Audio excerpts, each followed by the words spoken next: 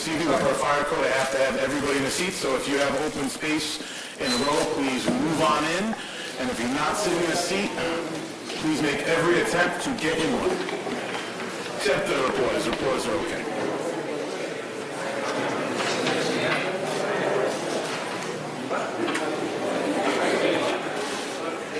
So, Dad, move your jacket. Of course.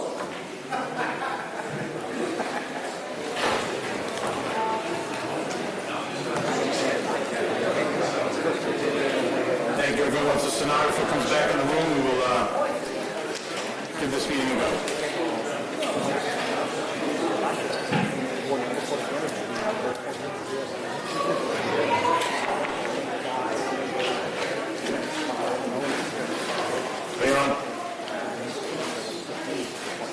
Good evening. I'd like to call the Monday, January 28th, Cranston City Council meeting to order. Clerk, will you please take the roll? Here. Present. Present.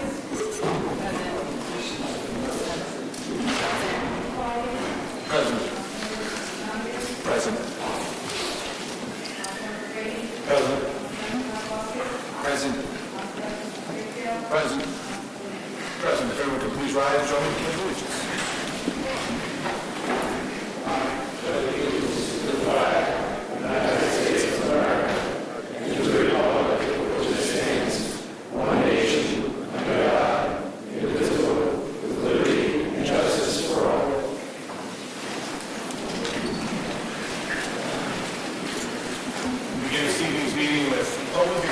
And commendations. Recognize Council Vice President Favicchio. Thank you, Council President.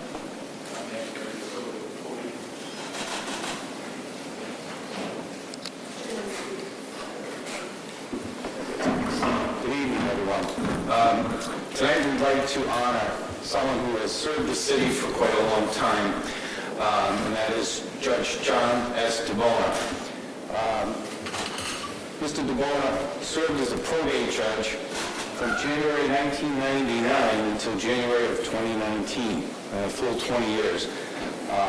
In recognition of his 20 years of service as a distinguished jurist, the Cranston City Council, tonight, January 28, 2019, would like to offer him this plaque, and also has a gavel. So I'd like to ask he and his family, if they're here, to come up and receive this.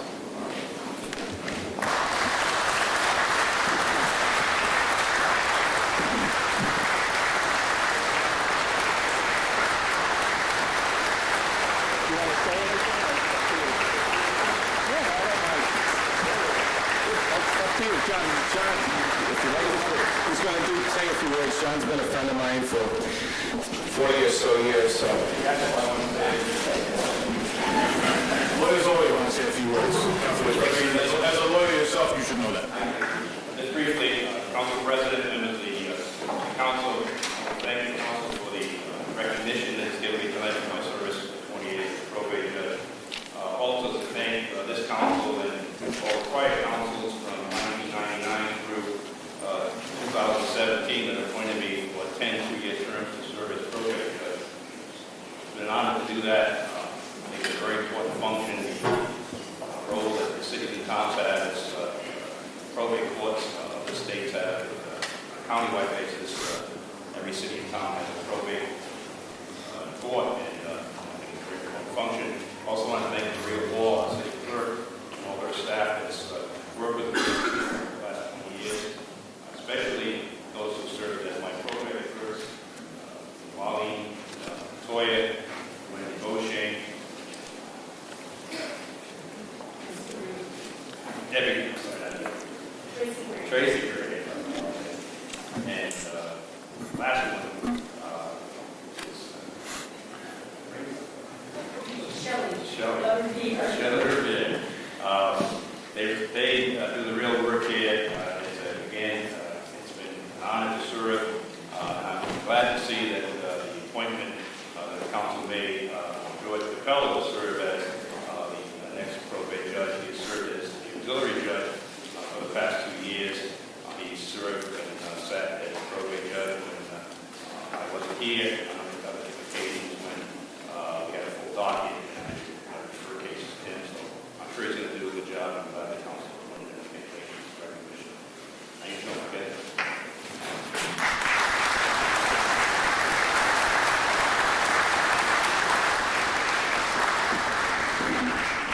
Congratulations, Judge DeBona. Thank you for your years of service. Before we go into public hearings, I just wanted to give the crowd an update. There was a matter on here for an update from the administration regarding the wind farm in Alpine Estates. The administration is not prepared to give their report tonight. However, during public comment, feel free to get up and give comments to us. We'd love to hear from you. We will move this one more month. The attorney that was supposed to give the update is not here this evening, so we'll be fully prepared to make sure we can give you every piece of information we have. Moving on to public comment, I do have a sign-up sheet. We'll take the sign-up sheet. I'll be asking any additional people who are members of the public who would like to get up and speak will be allowed. First on the list is Barbara Ann Fenton.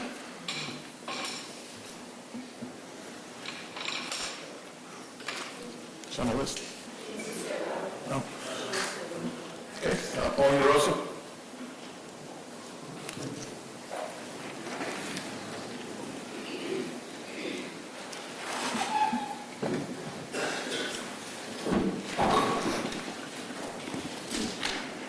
Pauline DeRosa, 97 Cypress Drive.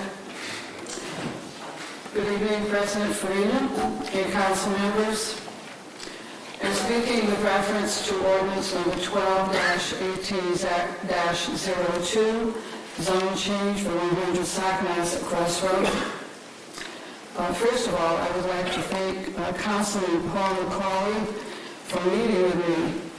I am hoping that Mr. Coates will take under consideration the concessions the councilman has proposed. They are the following: every 3 months, monitor traffic, noise pollution, light pollution, and crowd control, and to be monitored every 6 months thereafter. That is in reference to the Topgolf development.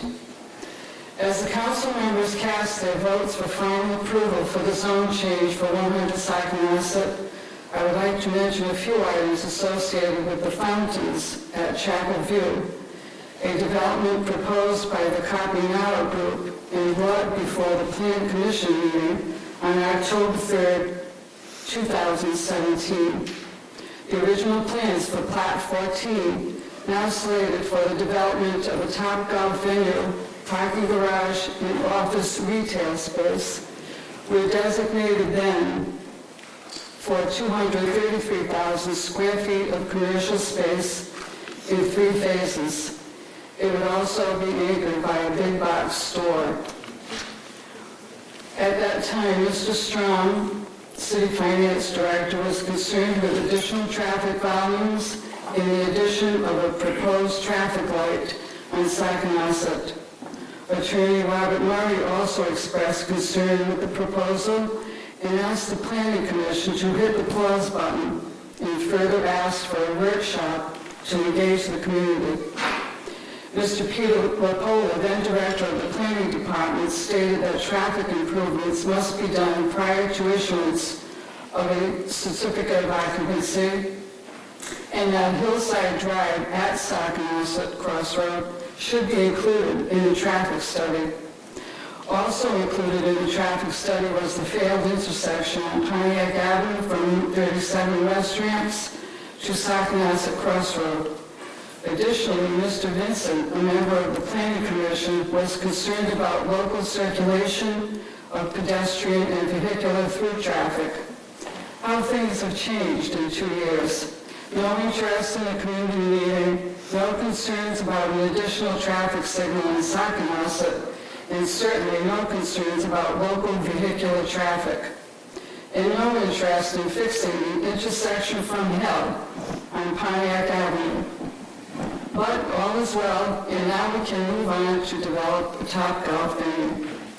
One of the councilmen has stated he conducted a Facebook survey to elicit views from folks with respect to the development of a Topgolf in Chapel View. His findings revealed that most respondents approved of the development and most were millennials. Not everyone has a Facebook account.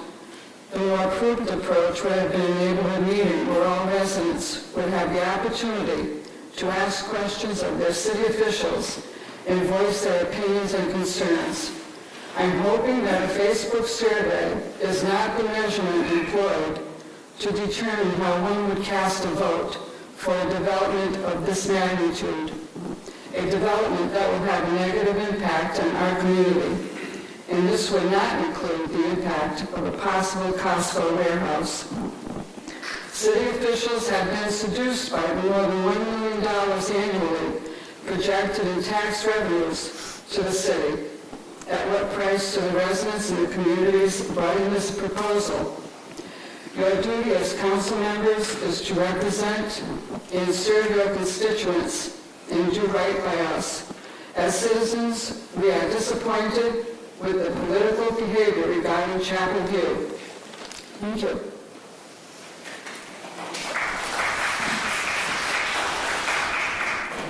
Barbara Ann, did you want to,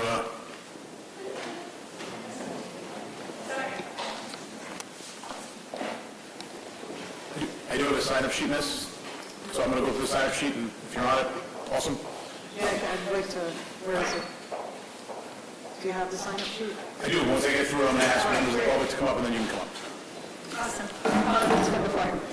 Thank you, and thank you to the entire council for allowing me to address you for ordinance 1218-2. Barbara Ann Fenton, 1581 Phoenix Avenue. Okay. This is a privilege I don't normally utilize. In fact, I don't think I've actually become...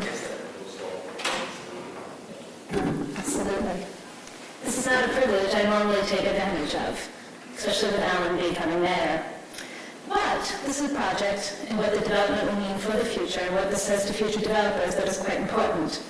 When Alan took over as mayor over 10 years ago, Garden City was quite depressed. It was empty. He literally taught kids how to drive in front of where Borders used to be. The neighbors of Garden City have gone through a lot in the past 10 years. It is a wonderful development. Chapel View is nothing more than a mound of dirt at that point. They've been through a lot. Their lot has changed. The residents that are being called NIMBYers don't deserve that. They should be listened to. And with that, I think they've made the final project better. They're involved citizens. There are also my mother-in-law and my sister-in-law live there. We hear their concerns. Again, I think everybody's input over the past few weeks has only made this entire project better. It is incumbent on those in leadership roles to do more listening than talking. Councilman Brady did a wonderful job reaching out to many constituents on social media and should be commended for exercising this to perfection. In a day when it is very hard, very, very hard, as we know in our roles, to get more and more people involved, he did a wonderful thing, and you should be commended for that. To the more focused point of tonight, you're considering accepting a recommendation of other city committees to bring forth a $46 million project with no tax incentives that will bring $1.4 million into the city coffers. Also, it will bring 125 to 150 new jobs. That is not just another small project that Larry, Alan, and the administration helped put together. With that, this has gone through extraordinary processes, and as such, I hope you've considered all the finer points. No place north of New Jersey has been able to land Topgolf. They've come here because with Alan and your help, you have created an enormous, inviting place for business. They love the business climate. They love the personal relationships they have with leaders here. Hopefully, this won't change in the near future. Earlier this month, I was able to go to the Topgolf in Las Vegas. It is fantastic. It is beautifully run. It is very well maintained and is constantly busy. At 9 a.m., we had to wait for a sign-in sheet to see if we had any open bays. I have no doubt this will be a fantastic draw for the rest of Cranston and help to support the local businesses at Garden City and Chapel View. I enthusiastically encourage the council to approve 1218-2, and thank you greatly for your time tonight. Next on the list, Carl Schulworth. Sorry, Carl, I always butcher your last name. Okay, it's Schulenberg. So Thank you, Carl. here's Carl Schulenberg, 1599 Pipinocha Road. I just want to thank the council president, Ed Brady, and the other council members for helping draft the new amendment to ordinance 5.44, which is 5.44. .110, which is the operation, storage, and parking of mobile food trucks. So I want to thank you folks for putting that together. I know it'll probably be discussed later on. I did send out an email, Michael, I think I copied you on it, but just some minor tweaks just to look into or amend to that amendment, which is, I was just basically looking for the standpoint. It doesn't seem that amendment addresses where mobile food trucks are allowed to park. So we're kind of addressing where we don't want them to park, but in my suggestion or recommendation is just try to outline that there should be at least parked in a limited to a Cranston authorized commercially zoned location of facility. So if we're saying they can't park in a residential neighborhood, we should be at least designating where they should be parked. The other thing that I think is lacking in that ordinance, or the amendment rather, is that it doesn't talk about, there's no mention of legal clause stating that the mobile food truck must be moved immediately if the driver of the owner is basically found in violation. The fifth thing I kind of outlined was there doesn't seem to be any penalty associated with that amendment. Basically, so if there's a mobile food truck that's actually parking and being stored overnight and violates this amendment, there doesn't seem to be any sort of violation or penalty associated with that. So I was hoping that the council would take a look at least the email that I sent and take that into consideration.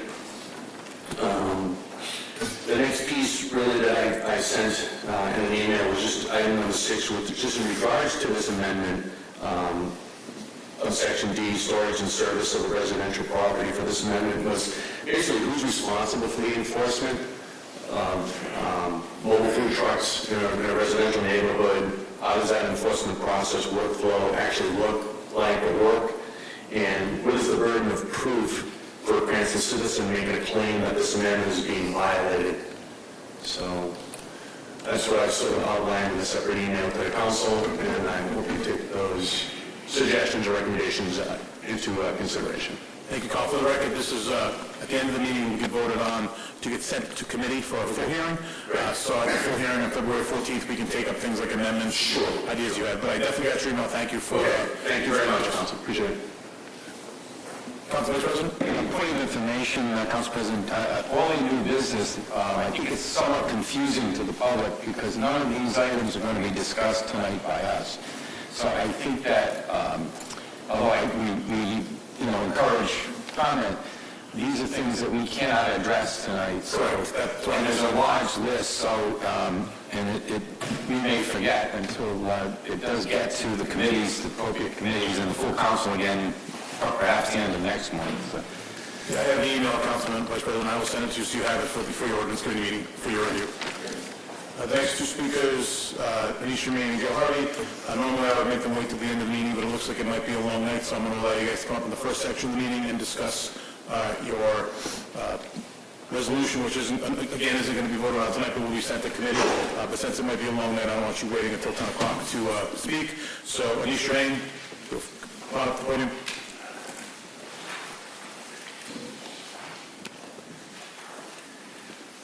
Name and address for the record, please. Good evening. My name is Joanne. Live 62 Avenue. Thank you, President Farah, and thank you to all the council here for giving this opportunity to be here. I'm a Christian. I'm a wife and a mother of 2 children.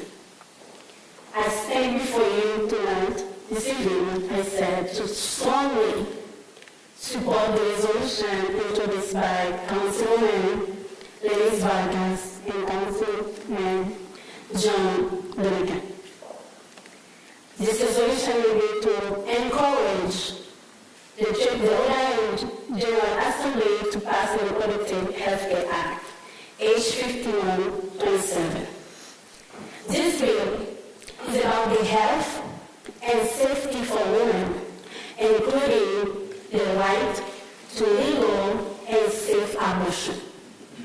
According to the Convention on All Forms of Discrimination Against Women, CEDAW, the denial of women's rights is a form of discrimination. It is a violation of a constitutional right. Women's rights are on women's rights. History proves that Rhode Island always stands on the side of justice. And today, I'm certain Cranston City Council 2019 will follow our ancestors and take into consideration the voice of the majority by passing this resolution. We know we cannot agree on everything. However, when it comes to individual rights, we have to strive for equal rights for all. A woman is a human being who is entitled to all constitutional rights, include those rights that is guaranteed by the constitutions, include right to safety, right to health care, right to the pursuit of happiness, right to liberty and freedom. No person or government has the right to decide for a human body. I believe that you can support this resolution to encourage the Rhode Island General Assembly to pass the Reproductive Health Care Act, which will codify Roe versus Wade. According to the last poll about the Reproductive Health Care Act, 71% of the Rhode Islanders agree that the right for a woman to decide whether to bear a child or to carry a pregnancy is a personal choice. And this right should be protected. I am confident that you understand your values are not superior than that of the 71% of the islanders, as well as the values of the 71% of the islanders are not superior than yours. Thank you. Thank you, Louise. Again, for the record, that matter will be going to the Ordinance Committee for hearing on February 14th. Gail Hardy?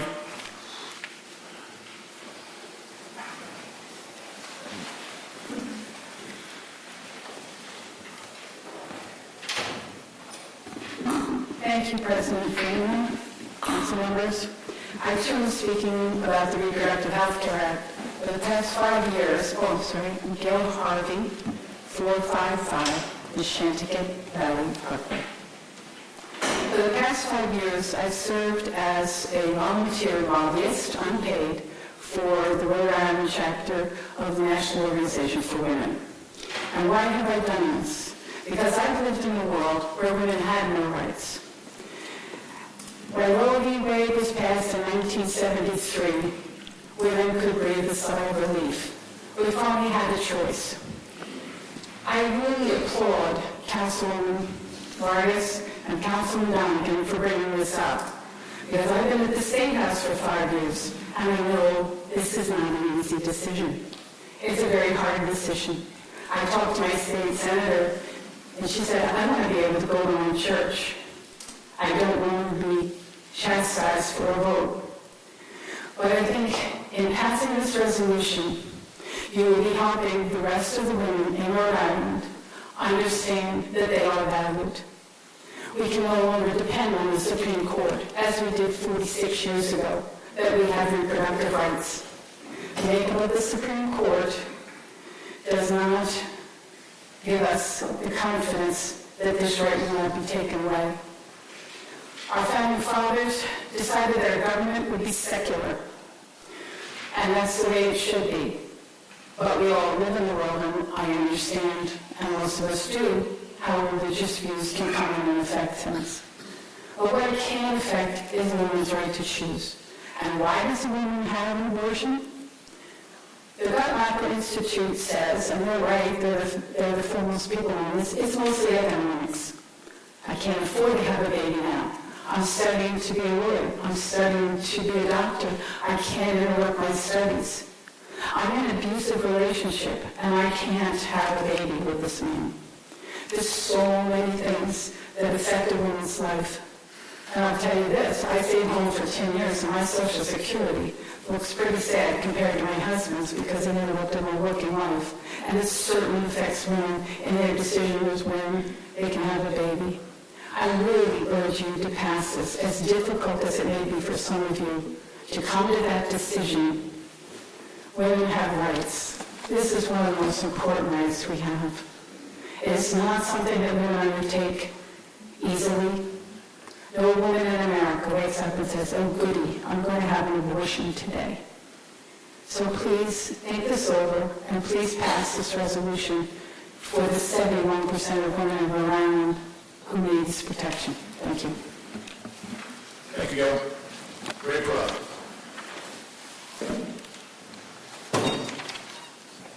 Name and address for the record, Mr. Prada. Please speak on the microphone. Yeah, Ray Prada, 2242 Cranston Street. I'm here today to talk about the Norfolk Street one-way. I sent every council member a letter back in January 7th outlining the history of what happened. And the purpose of the one-way was to give residents a quieter street. It was never a traffic safety issue. So the crowds, maybe 10 to 15 cars a day that were using it as a cut-through. The net results of Norfolk Street one-way is that they just transferred the cut-through traffic to the preceding street, which is Wilson Street. And it also lost $1,000 a week in sales for over a year. So I ended up buying the property, the two properties at 680 and 686. I took down a divider so I could increase my parking, and that's what sort of kept the business going. So I've always kept tenants in there that didn't require a lot of parking, which worked out for many years. We had like an insurance agency, it was just one man running it, etc. So that lasted quite a while. But the past 2 years now, I have a cigar bar next door. And believe it or not, at noontime, he has a full parking lot. People go there, I guess they have a cigar and a drink, and they sit there for hours. So I lost the parking. So we're functioning a restaurant on only 8 legal spots out of 17. 9 of them are really accessible from Norfolk Street. So in order for us to survive, we need, I have two proposals, okay? But if we feel we get something done, and we're also going to have to close probably, and 10 people lose their jobs, they're making between $12 to $17 an hour. I personally financially devastated because the closed building will cost me $2,000 a month just to keep it closed, because the property tax is $1,100 a month, I have to pay 10 utilities, etc. So then I would lose the income from them of $3,500. So basically, I'm going to be pretty devastated by this. And the process for leasing the cellular building, which has a sign that says "Do not enter," to 91 parking spots, is pretty grim, pretty dim. So what I would propose is that, and I talked to Councilman Paul McCauley about this, and he sort of backs up these proposals. One would be to make the store Norfolk Street to a two-way street. And the other proposal is we could dead end the street. So instead of having a one-way for 100 feet, you could have it 100 feet and have a barrier on the east lane, so it's a dead end at that point. So traffic would not be able to drive down Norfolk Street, but people could exit it, rescue vehicles could go both ways, so that's a possibility also.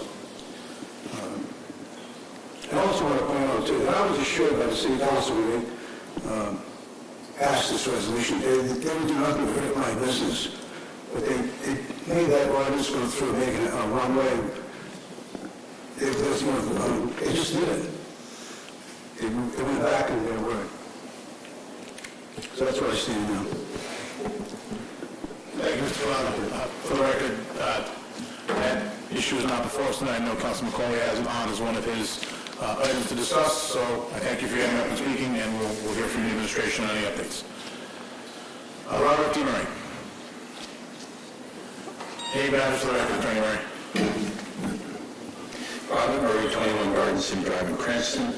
I'm here tonight in support of Ordinance 12-18-01, the so-called moratorium ordinance. This, I was surprised this was on the agenda, but I did confer with the city clerk earlier today. I was here last week on the 23rd when I thought the council passed this ordinance as amended by the ordinance committee on January 17th. I just want to incorporate my remarks from last week for this evening's purposes, but the ordinance as amended I support, and I would ask that the council again reaffirm its support for the ordinance tonight. Thank you. Thank you, Attorney. Again, for the record on that one, we have to vote on it again because it was initially listed on our docket as business before us, so we have to abide by open meetings law and vote again. It did pass 9-0 to the affirmative at the special committee meeting last week. Kelly MacArthur Coates.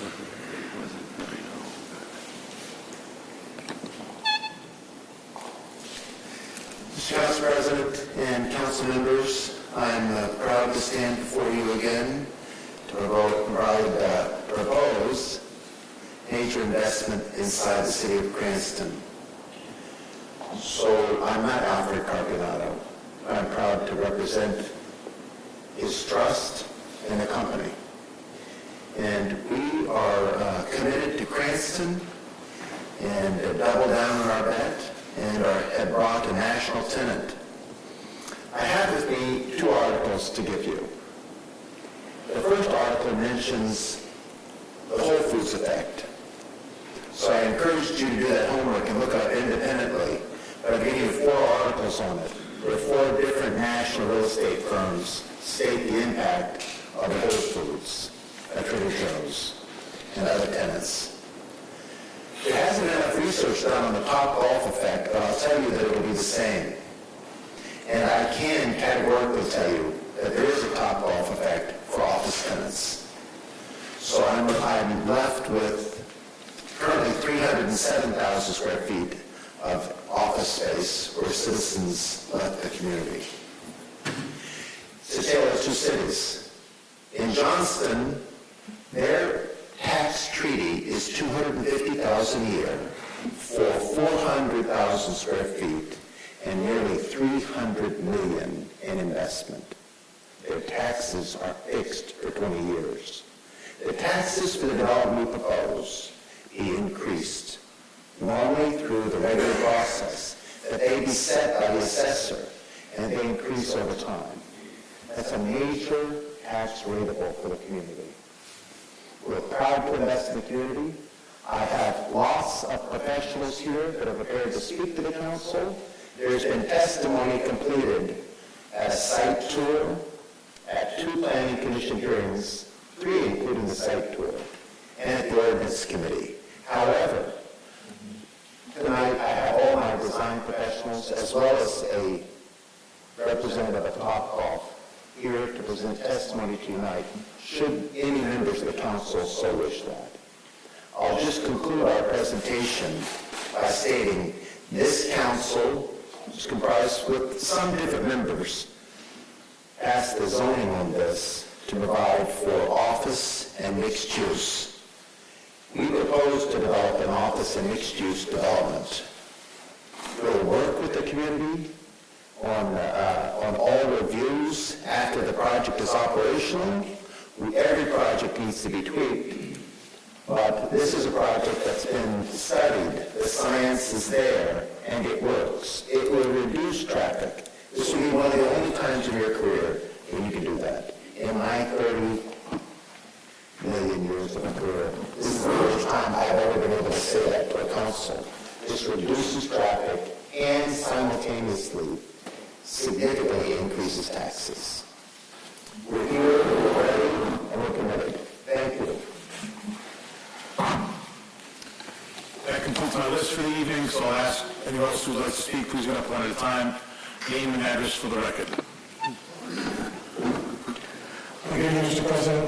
Douglas Stone on 78 Lincoln Avenue. I sent you an email last night. 3 basic questions I hope you get answers to tonight. They don't affect your vote one way or the other. They just clarify various issues that have come up or should have come up during the various hearings. Unfortunately, the planning commission hearing was 11 o'clock to 1 o'clock in the morning, so there wasn't a great deal of participation in that hearing. The first question has to do with the easement on the east side of the property. It's 30 feet, held by DOT.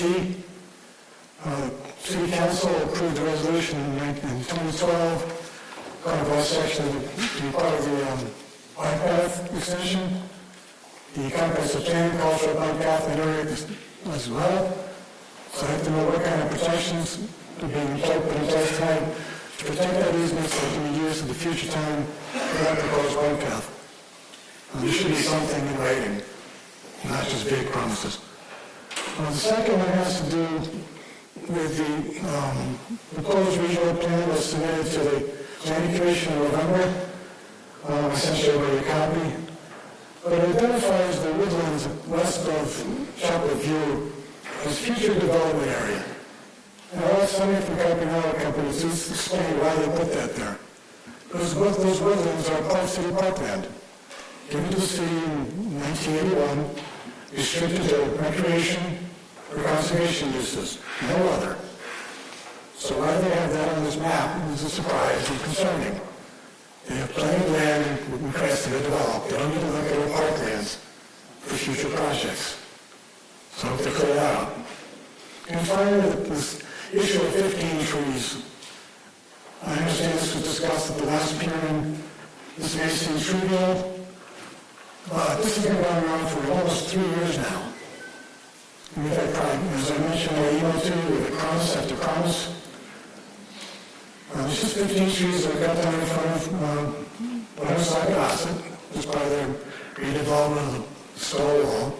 Those are public trees on public property. They need to be replaced. Mr. Kellis has said before and promised you that they would be done. Again, for 2.5 years. And nothing. There are no trees there. I've emailed the tree warden, I've emailed DPW director, I got no reply. It's not unusual these days. But I hope you can nail it down on this. Get it in writing. This is your right of leverage. Please use it. They've had 2.5 years to plant 15 trees and they can't do it. If they can't keep that simple of a promise, why don't you believe in everything else they're telling you?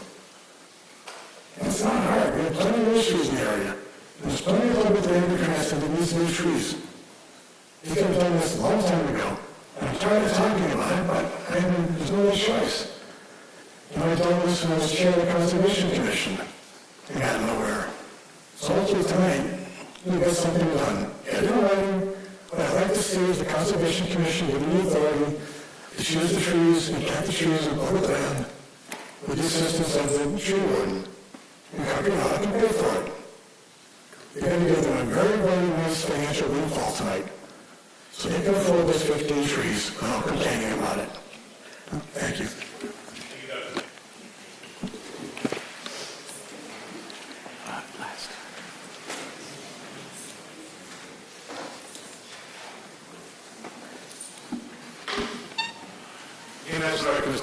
Yes, good evening, Council. My name is Tom Roderick, 11 Hall Place, Cranston.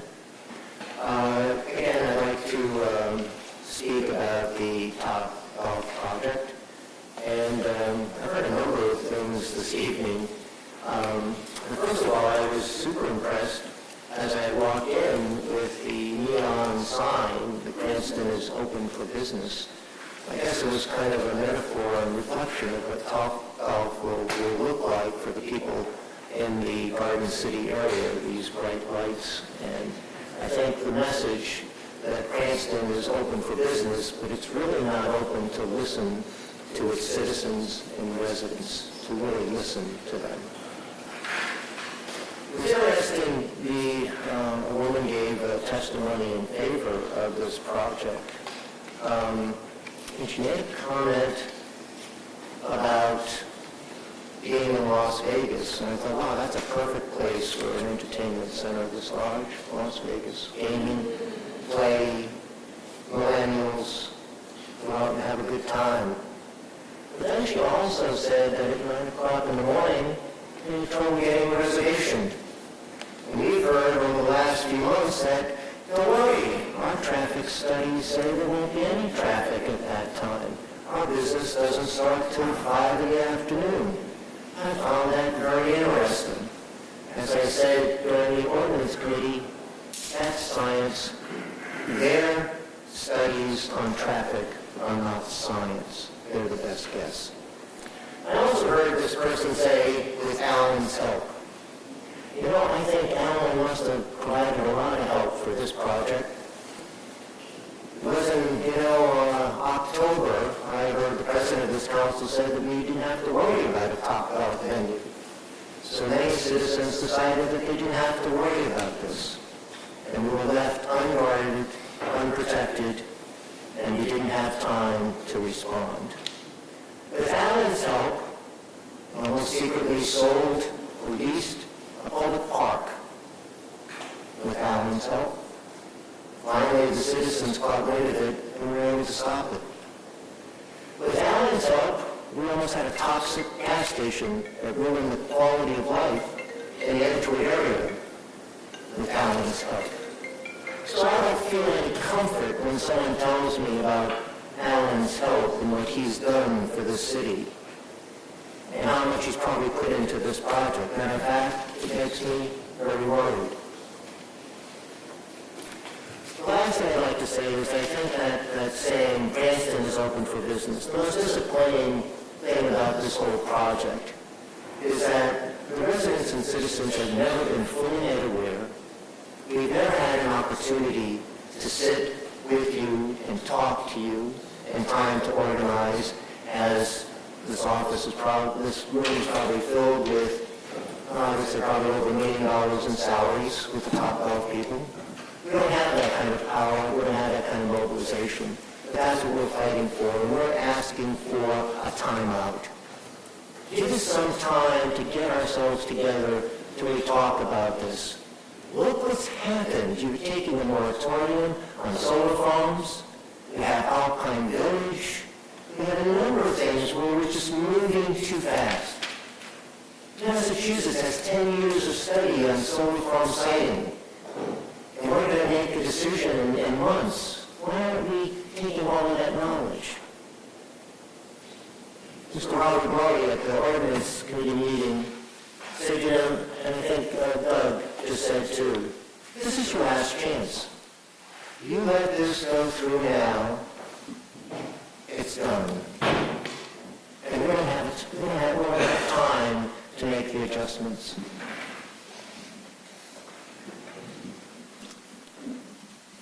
We started the meeting with the Pledge of Allegiance, and at the end of the Pledge of Allegiance, and this is why I have a hard time recently putting my hand over my heart, it says justice for all. This is not justice for all. This is justice for business. Cranston is open for business, but it's not open to its residents. Thank you. Hey, Tom.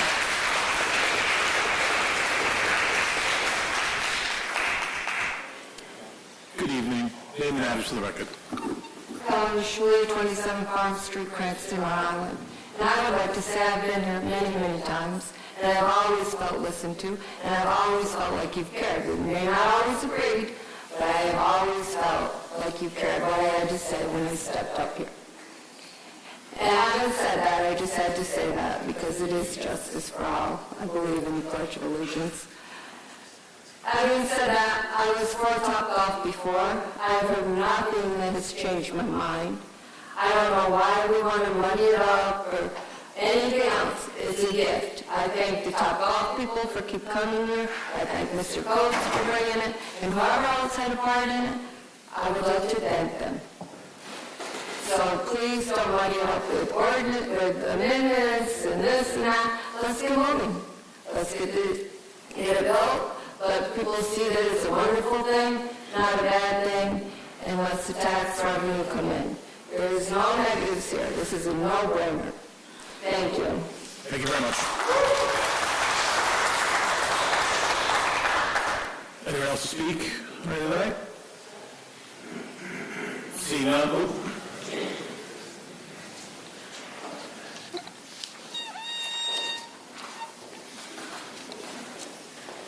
Hi, Renee Patron, 2 Cassandra Court.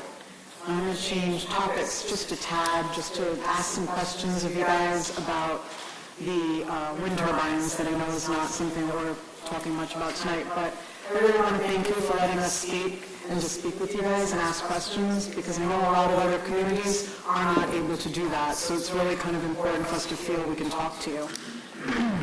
I did fill out the forms with the City of Johnston to get copies of the public records. I dropped them off more than 10 days ago, and I've still heard nothing back. I was told to wait and see what happens with that, because it may be something we can file a complaint with the AG's office for not getting information that I've properly tried to get. That being said, from some more research that I have done, I want to know what tests have been done prior to the turbines being installed. From what I understand, digital TV signals can experience issues because of the turbines. The signals can be scattered. The TV transmissions are reflected by the turbine blades and towers. Wind turbines can cause electromagnetic interference, which affects TV and radio reception. We want to know what tests were done to mitigate this. Were studies done to ensure the wind farm is not located in an area of high radar activity? If so, was absorbent and reflective material used to maximize and help minimize this issue? We don't know what's been done. We want to try to find out that information. Who should we be contacting if we experience any of these issues? Who will help us when the noise ordinance is broken? Will we be calling the City of Cranston? What will Cranston do to assist us? Another question is, we want to know where our property rights are and who's going to be protecting them. I feel like no one cares, and it's frustrating. The mayor of Johnston has gone on record saying that it's none of Cranston's business, but I feel like it is my business when it can potentially harm my health, hinder my property rights, and devalue my home. The state's far too small for municipalities to just do whatever they want without thinking it's going to impact their neighbors. Senator Lombardi has said at one of our meetings that our state's the size of a postage stamp. I agree. Unlike other states, we cannot allow each other each time to do whatever they want. This should never have happened, yet it has happened in Portsmouth and Coventry and now in Cranston. And until it happened to us, I actually had no idea that any of the towns were going through this. It's just unacceptable. So one company in the state that's out for profit is able to do this across the entire state. The media doesn't give it much coverage, and from what we have unfortunately experienced, it seems as though the message gets twisted in translation. So far, with the exception of the Equal Rhode Island News, who wrote an article where he dealt with us very fairly. I want to make sure that the public knows that we are not against green energy. We just want it properly cited. A guidebook of suggestions doesn't really cut it. We're not fighting this because we think they're ugly. I wouldn't give this situation this effort if it was solely about what they look like. They are ugly, they are horrible, they are monsters, but I'm over that. If you could promise me they would not harm my health and not be a nuisance, I would not fight this anymore. But you can't promise or guarantee anything. After tons of research that I have done, it is clear that the turbines are definitely sited too close to residential neighborhoods, and when they are, they negatively impact those neighborhoods. I don't feel outraged. I've tried every agency in the state, and I have actually gotten nowhere. Apparently no one has any jurisdiction. So basically Johnston can put up as many of these 519-foot beasts as they want, and no one can do anything about it. The Board of Health in every other state has individual boards of health in the towns, but not Rhode Island. We have one for the whole state, and they do not care about us. I'm not sure why they refuse to listen to health complaints from Portsmouth or Coventry. They won't address Cranston residents' concerns either. I was told to keep up with current science. The Attorney General's office, while they are very nice, said they can't do much because there are no laws with regards to this. The Department of Environmental Management said they only have jurisdiction if it affects or creates waste wetlands. No other departments even return calls. So it's a joke and a nightmare. In an effort to be green, no one seems to care how they harm the residents, the wildlife, or the land. It isn't green. The entire notion of all this renewable energy system is actually the antithesis of environmental protection and scenic conservation. No one wants to acknowledge that deploying renewable energy at the scale to fuel the U.S. economy would require covering state-sized territories with nothing but wind and solar panels. It would also require stringing tens of thousands of miles of new high-voltage transmission lines. Promoters of all renewable energy schemes inhabit a make-believe world where there's endless amounts of vacant land, territory just waiting to be covered in energy infrastructure. the truth is exactly the opposite. All across the country, from Vermont to California, local and state politicians are restricting the encroachment of renewable energy projects, with wind and high voltage transmission lines facing the strongest opposition. Where does Ryland stand on this matter? And what is Cranston going to do for the approximately 400 Western Cranston residents that are going to be impacted by this disaster? Thank you. Thank you.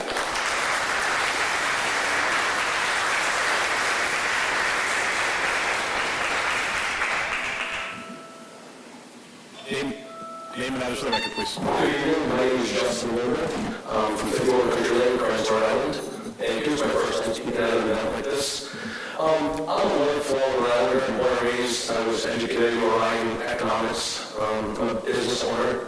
I feel very excited about this development coming here. I think we have an opportunity to create a draw in the Northeast, bringing people from Boston, New York, other places to come to this venue. I don't think I've heard a lot of people here to do it with their hearts, not with their heads. We just witnessed approximately 3,000 people leave the area on the Sacramento Crossroads at Citizens Bank. These are people with a lot of money that make very good incomes. Any adverse effects that we have here and may see in the near future, we have yet to realize because it just happened. But there is an awful lot of revenue day to day at those local businesses, whether it be in Chapel or Garden City, that definitely has reduced income. I think we have a hell of an opportunity right now to bring a very high-quality organization into the area and to take up that vacant land right now is doing nothing. On top of that, we have an opportunity to generate tax revenue that surpasses anything that was there before, I think.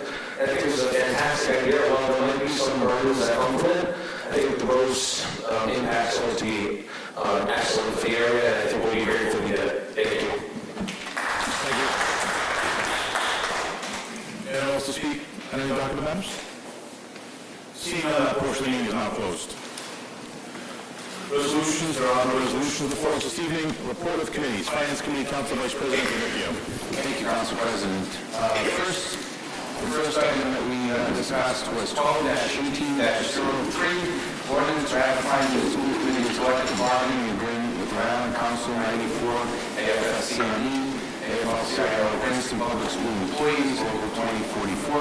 This is for amendment to the contract July 1, 17 to June 30, 2020. Administrative assistance. This was passed unanimously in the committee. I urge passage here. Motion approved. Motion approved. Second. Motion is second. Under discussion.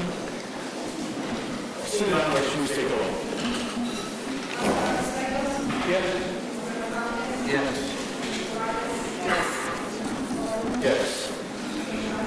Yes. Yes. Yes. Yes. Yes. Next, we have a resolution authorizing real estate tax abatements that passed unanimously in committee. I urge passage here. Motion approved. I have a motion approved in a second. Under discussion. Seeing none, clerk, please take the roll. Yes. Yes. Yes. Yes. Yes. Yes. Yes. Yes. Next, we have a resolution authorizing motor vehicle tax abatements listed here. This also passed unanimously. I urge passage here. Motion approved. Second. A motion and a second. Under discussion. Seeing none, clerk, please take the roll. Yes. Yes. Yes. Yes. Yes. Yes. Yes. Yes. Yes. Next, we have the tax interest waiver approvals that passed unanimously. I urge passage here. I have a motion approved. I have a second. A motion and a second. Under discussion. Seeing none, clerk, please take the roll. Yes. Yes. Yes. Yes. Yes. Yes. Yes. Yes. Yes. Next, we have the advice and consent for the mayor's appointment of Susan Raisian, Esquire, as personnel director. That she was approved unanimously in committee. I urge passage here. entertain a motion to approve. So moved. Motion approved and a second. On discussion. Seeing none, clerk, please take roll on the appointment of consideration. Yes. Yes. Yes. Yes. Yes. Yes. Yes. Congratulations, Mr. Ration. Before we move on with the ordinance committee, I should have done this right after public comment, but I started a little too quick. We had 2 deaths in Cranston last week. One of whom was the wife of former council president John Manny. The other one is the wife of former Republican City Committee Chairman Bruce Sicoscio. If I could just get a moment of silence for them this evening as they were laid to rest this week.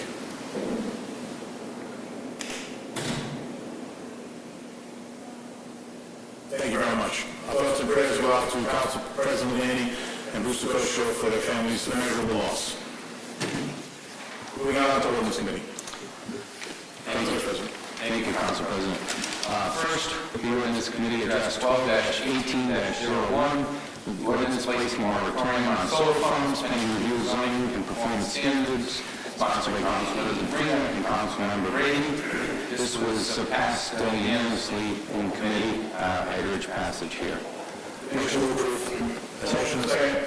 And for the record, this is being done because it is on the docket. It did already pass at the previous city meeting. Under discussion, seeing none, clerk, please take the roll.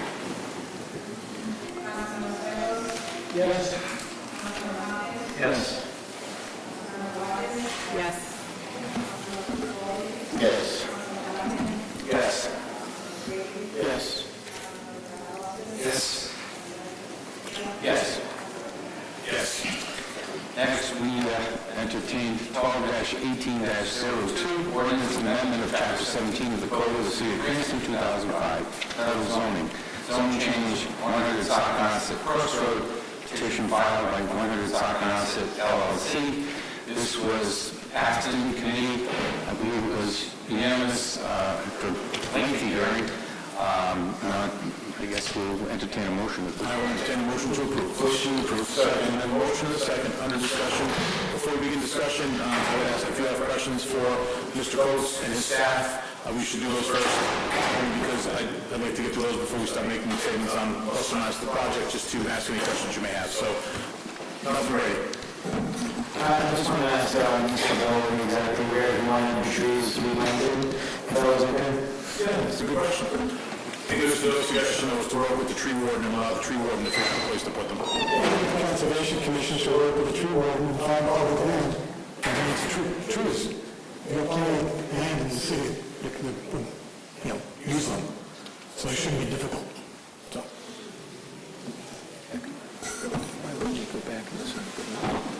Steve, do you want to add in the same pace, or can you be specific on where you'd like us to suggest and planted? I think he said twice he'd like the Conservation Commission to work with the tree warden and get 15 free trees from the Economic Corporation and plant them in various spots throughout the city. So through the chair to the CEO of the Economic Corporation. Well, Mr. President, we did replace it with other planting, and we did have that planting approved, that plan approved by the planning staff under Planning Director Mahola prior to the current one, and we do have that in writing, but I'd be happy to replace it with 20 trees wherever the city directs me to place those trees. We'd be happy to do that. So to make sure this happens, because I think the last time this happened was, I was still just a councilman at that point. I don't think anybody from the council asked the administration to make sure it happened, and it kind of just fell apart. So I'm going to ask Director Perillo if you could work with the tree warden, the Director of Parks and Rec, and the Conservation Commission to get those 20 trees planted this spring. So I'm going to ask the clerk to put this on the May docket for an update. That should get some trees planted. Councilman Brady, you all set? Councilmember Vargas. Yes, I had a quick question for Topgolf. And looking on here, there's lighting that is indicated on here. Will those lightings be turned off at the closure of the business hours? So lighting with the Topgolf facility, with the exception of security lighting, will be turned off at the conclusion of business. Thank you. Councilmember Donegan and Councilmember Hopkins. Regarding the lights, if they're turned off after hours of business, is there, will they be, even if they're turned off at the time of closing, for the bulbs to, cool down, there might still be some light pollution. Will that be taken into account? Well, I'm not a technician and able to answer that question. However, I can state that this is the latest technology available, and I'm pretty confident it's all LED, where that's not the same issue. And so I think that's past technology, but they're using the latest and best technology they can do. There's ordinances on the book regarding, Mr. Council President, like limitations. It's got to be combined within the property. And so Topgolf is committed to abiding by all the ordinances required of the city, and the city is well protected, as we will ensure that they live by that obligation, Mr. Councilman. Councilman Hopkins, you're up. Thank you, President. Is it appropriate at this time to comment on some of the public comments in regards to this ordinance? Most certainly. Thank you. I'm just trying to avoid the ending stuff for everybody. Thank you, sir. Okay, this is kind of a reiteration of what I talked about during the ordinance committee. I follow a motto of listen, learn, react, and lead. I attended multiple meetings in regards to this Topgolf issue with the community. I went to the planning meeting with the developer and the members of the Garden City Neighborhood Association to make sure that everything was transparent and clear right from the very beginning of this study. There was not only one Facebook survey, there were multiple Facebook surveys in which over 400 people in the city of Cranston responded. Both myself and Councilman Brady acted on that, and 9 out of every 10 of those responses was in favor of it. I went to see the local impact on businesses after the departure of citizens. To a T, each and every single one of those businesses were hurt dramatically by the leaving of citizens. The businesses included the restaurants in the surrounding area, and I went and talked with every single one of them about this particular project. And all I got was, help us bring something back. I did historical research about the entire development, and I presented that during the ordinance committee. I went door to door in the neighborhood, having lived in Garden City for almost 40 years. The only thing that still exists in Garden City, from the time I moved in until now, is Newport Creamery. That's the only thing that is still there. Over the last 40 years, we have developed and developed and developed and changed those properties for the better, I might add. It also includes research that I did at my church community, which is at St. Mark's. Also, I proposed the creation of jobs, not just for the facility, but for the laborers, for the electricians, for the contractors that so desperately need these types of jobs. We are creating them in Cranston. We are also creating permanent jobs, some of them in the neighborhood of 70,000 plus for the Topgolf. Those people are going to be moving into our community and adding more to our tax base. My concept throughout this entire discussion has been the progress of the area. Now, I honestly take an awful lot of offense to the criticism of our mayor.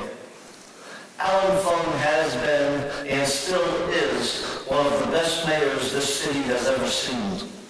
And I take an awful lot of offense to anybody that would categorize him as not helping us in this matter. Yes, does he want to see it? Sure. Has he wanted to see other projects? Yes. Have I disagreed with him? Absolutely.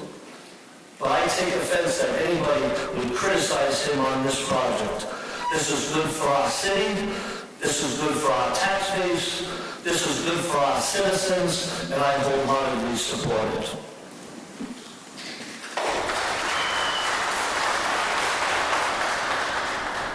Councilman McCall, actually, Councilman Stichels was sitting behind it for a while, I'm sorry. I'd like to go back to the lighting issue and offer an amendment to the ordinance in section C, which is the section to do with signage.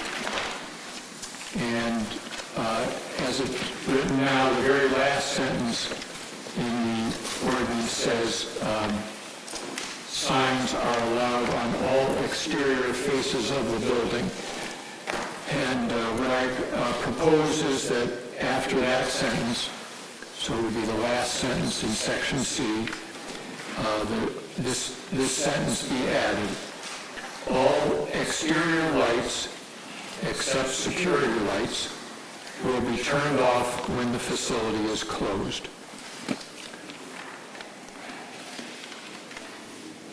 So I think that would assure us of that this, if there's changes in ownership, that Mr. Coates' assurances would follow the property. So I'd move that as an amendment. I have a motion to amend this. First off, do I have a second? Second. I have a second. Good evening. Good evening. Name, that is where I can start. Yes, Tom Waldo, Top Golf, 8750 North Central Expressway, Dallas, Texas. Council President, City Council members, just like to say that this is a big opportunity for Top Golf. We have decided to locate within the city of Cranston. It's our first Top Golf venue in the state of Rhode Island.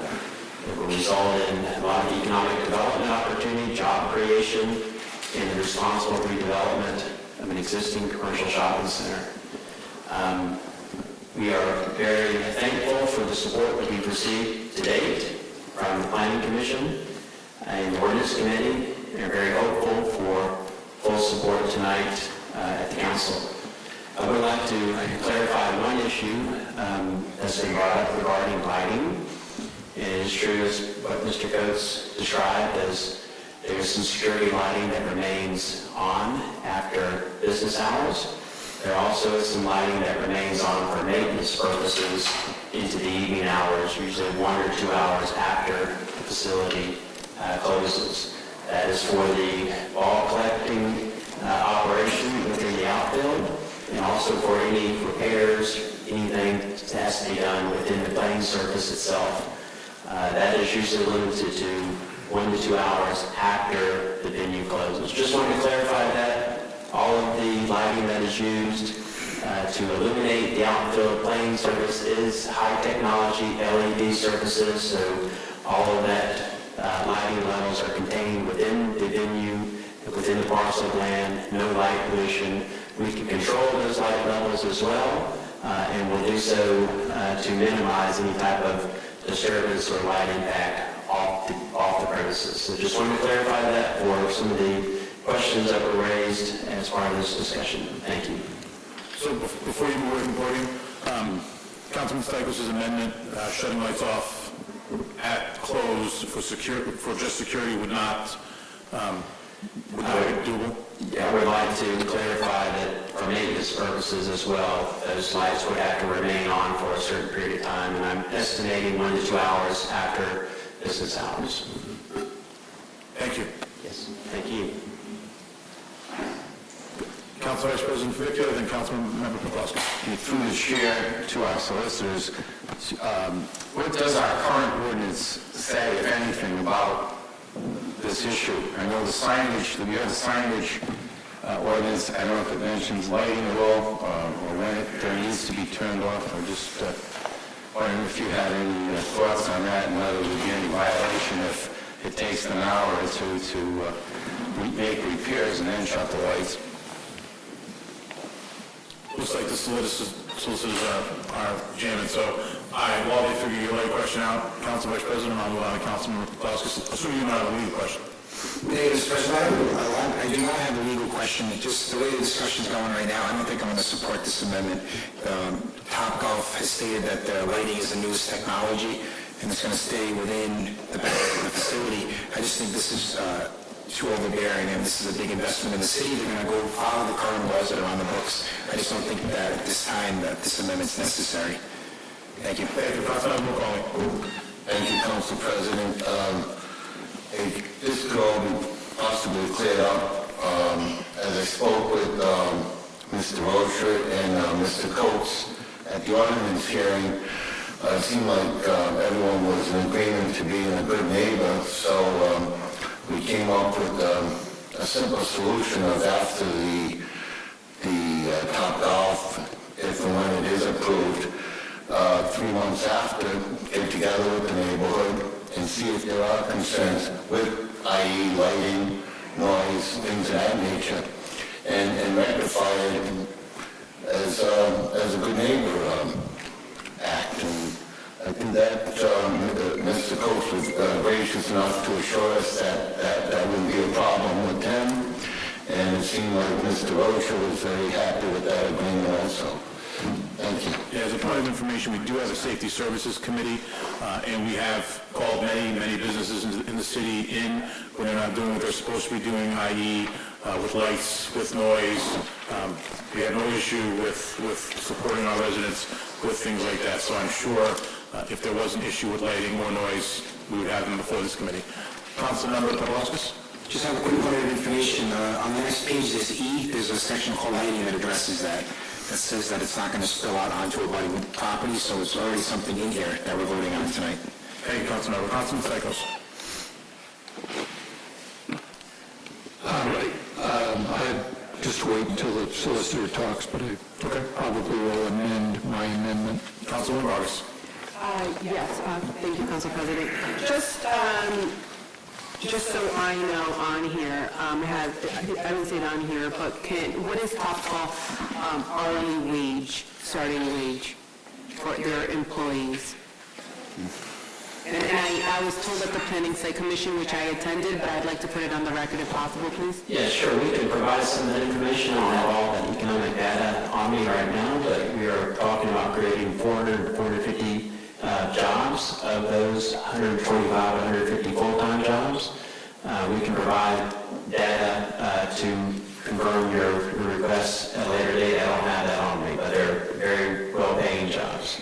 I was told at one of the site meetings that potentially the starting hourly wage was $15 an hour. I can't confirm that for non-full-time employees, but we can definitely provide some economic data to you to answer your questions. Thank you. Sure. Councilman Donegan. Councilmember Stichels. I'll go to a different topic. During the ordinance committee meeting, I asked if the tax revenue figures supplied by the developer had been verified, and I just wondered if Director Strom had a chance to talk with the tax assessor about that.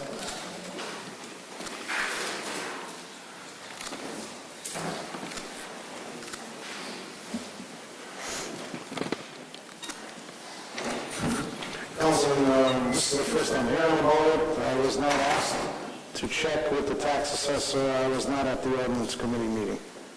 Oh. I can do that, but I just have not. Okay. Someone from the administration, maybe it was Mr. Perot, said he would check with the tax assessor. I did not.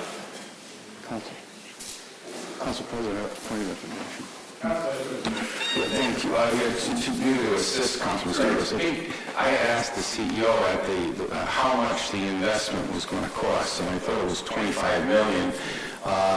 So in looking at the numbers, what we're receiving now in taxes from that site is $400,000 or so.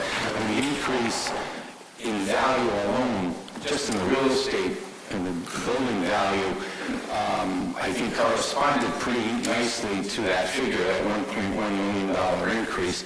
Obviously, you have tangible taxes and inventory tax and other kinds of municipal taxes that are included in there. I don't know that there were any outside taxes included in that, such as meals tax, which, other employment taxes. I believe it was strictly, and maybe the CEO can, Mr. Coates can verify some of that, but I thought that the size of the investment and the increase in value of the property alone would create most of that tax increase.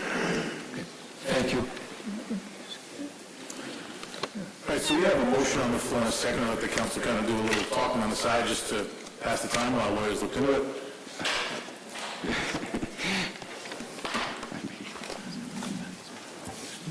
I think there's several lighting ordinances and they're trying to make sure they cite the correct one.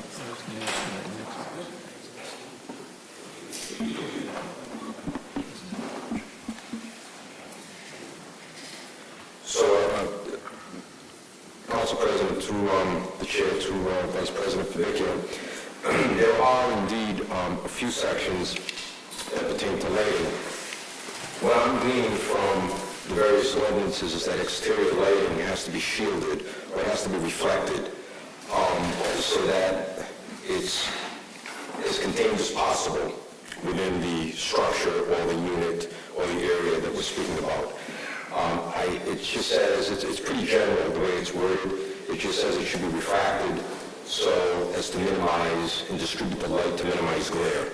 So how that's measured, I'm not technically proficient in that, I don't know, but it does seem like the lighting, as alluded to earlier, I think gentleman from, or maybe Mr. Coates had mentioned that the lighting has to be contained as much as possible. That's the most I can glean from this. Thank you, Solicitor. Thank you, Member Dekian. Councilmember Psychos. I'd like to, the easiest way for me to do this would be to withdraw my amendment and then offer a different version. That is correct, Council. All right, so I'll withdraw my amendment. John, can you withdraw your second? Withdraw the second. Thank you, Councilmember. Okay, so this would be the new amendment, same place. All exterior lights except security lights will be turned off within an hour of the facility closing. So that would give the maintenance, routine maintenance time. So I make that as a motion. I have a motion and a second. I don't have a second. Do I have a second? There's no second. Moving on. Anyone with additional questions? Councilmember Psychos. Yes, this railroad easement that was brought up.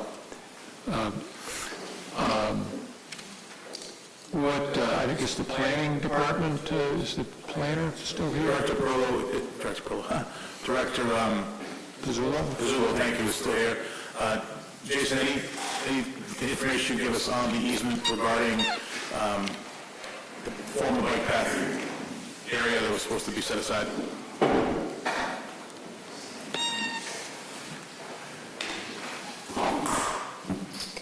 This issue about the bike path hasn't really been part of the discussion. There really is no discussions about doing a bike path in this area. We can certainly research this more if this was passed, and we can look at this at the DPR process prior to going back to Planning Commission. But right now, I didn't research that issue before coming here. But now that you've let us know, we'll put that, we'll run a notice on that. But the likelihood that there'll ever be a bike path through this area is negligible. I do so how, if there is an easement on that property, so the Continental Corporation owns the property, how does that easement, do you know how it works? I know if you have a sewer easement and you want to build a building on top of the sewer easement, that's a no-no. So as far as I know, this is like a trestle type of easement from a former rail line. There aren't any plans to reactivate the rail line. There's certainly no plans for a bike path through the middle of this shopping center. So we'll look into that. There won't be any buildings in this easement area. This will all be in the confines of parking lots, so they would not be able to put structures or anything like that on this easement. Is that what you're asking? That is what I'm asking. So the answer is there's no structures, permanent structures. This would be the parking area, as I understand it. Was looking at the design, it looks like it's where the back of the net would be. Kind of hooks around the eastern side of the property and on up through Garden City. Again, it's not been a high importance issue for us because we do not see any future use of that easement, but they still have to respect that it still exists. So there won't be permanent structures on it. Okay. We'll definitely take a hard look at that at the next phase. I had another question. I asked this during the committee and about sign heights and as I recall, the answer was that there would be one pylon sign that's 60 feet tall, another, I guess, on the south side, and another pylon sign that would be 15 feet tall. There was a pylon on Sakanasset, very similar to the pylon sign for Chapel View, and it's been a little while since I've looked at this. Is there going to be a pylon, Karen, on the 32nd side, or is that going to be removed?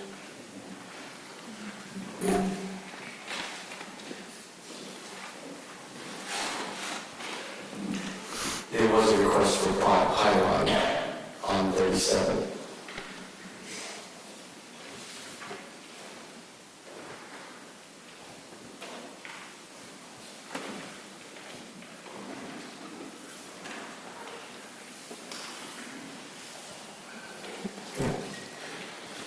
That was the request.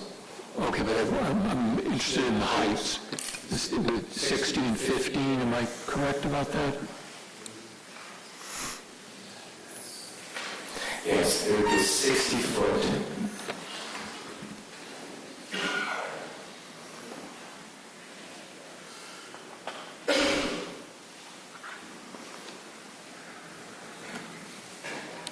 Okay, so the 60-foot height sign would be the pylon on the 37th side of the site. The 50-foot monument sign would be of 1,300 square feet is on the Sakanasset side. So it's 50 feet, 50 not foot, 15? Yes. 50. Okay, well, that was right. I was just reading it right off the ordinance. Well, I read the ordinance and then I remember it. So a large one, very similar to the other monument sign on Sakanasset, and a pylon. And a pylon is a monopole with the sign. So that's what they're proposing in this ordinance. Okay, well, that was my question was because the ordinance says 50, and I thought I heard 15 at the hearing, and I wondered if the ordinance was correct. That's what's requested. Okay, thank you. Any additional questions? Anyone like to make any comments at this point? Councilmember Brady. Just to reiterate what I said in the ordinance committee, I appreciate the neighbors in the Garden City Alliance and everyone that's came forward with their concerns. I definitely listened to them throughout the process. I agree with some of the points being made, but I am in full support of this business coming to the city of Cranston. I applaud the Capernaum group for getting them back on track when I heard that we might have lost them. And I appreciate the due diligence that the mayor did, sharing Mr. Hopkins' points that he made earlier. I also take offense to anyone that's saying that the mayor is not working hard for our city. I can understand political differences in views, but to get a big company like Topgolf to come to the city of Cranston, the state of Rhode Island, I think is a big win. And I think we can make a statement here tonight as a council, so I will be supporting this ordinance. And in addition to that, I really appreciate that we have all these jobs, 1.4 million in tax revenue, and just reiterating what I said earlier, that thank you for all your hard work, and I will be supporting this tonight. Majority Leader Paploskas.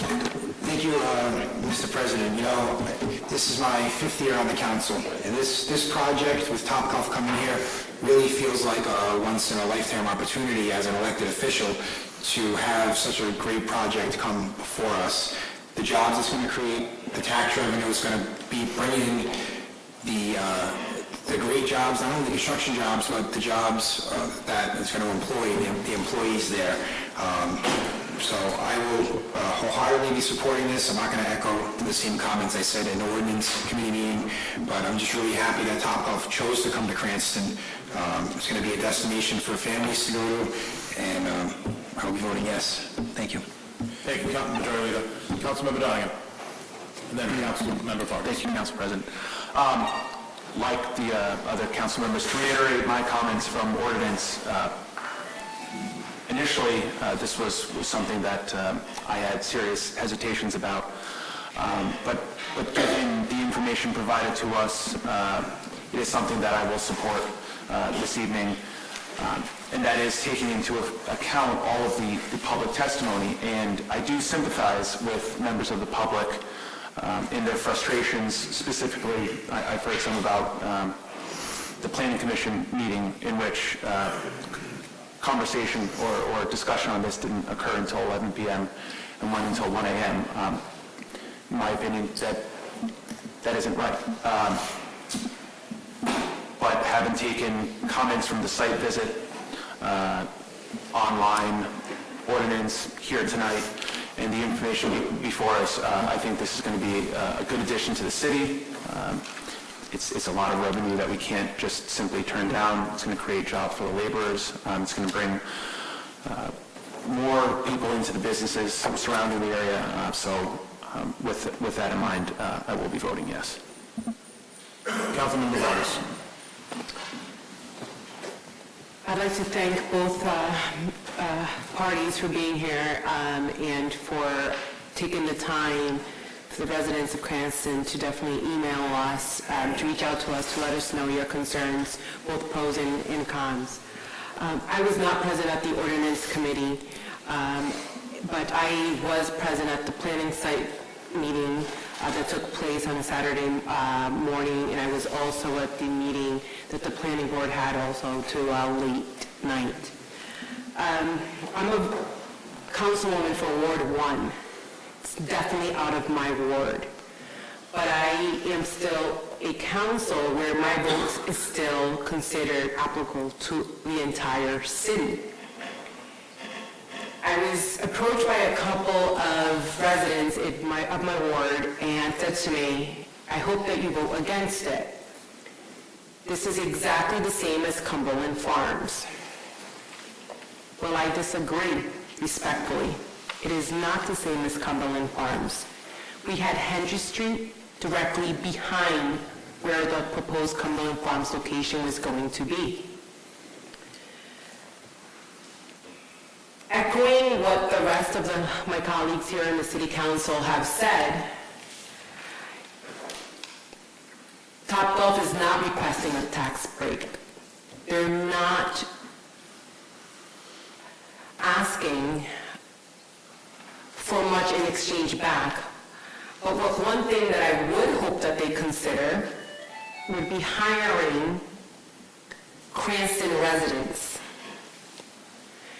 I think that takes priority over any other residents in the state, obviously assuming qualifications.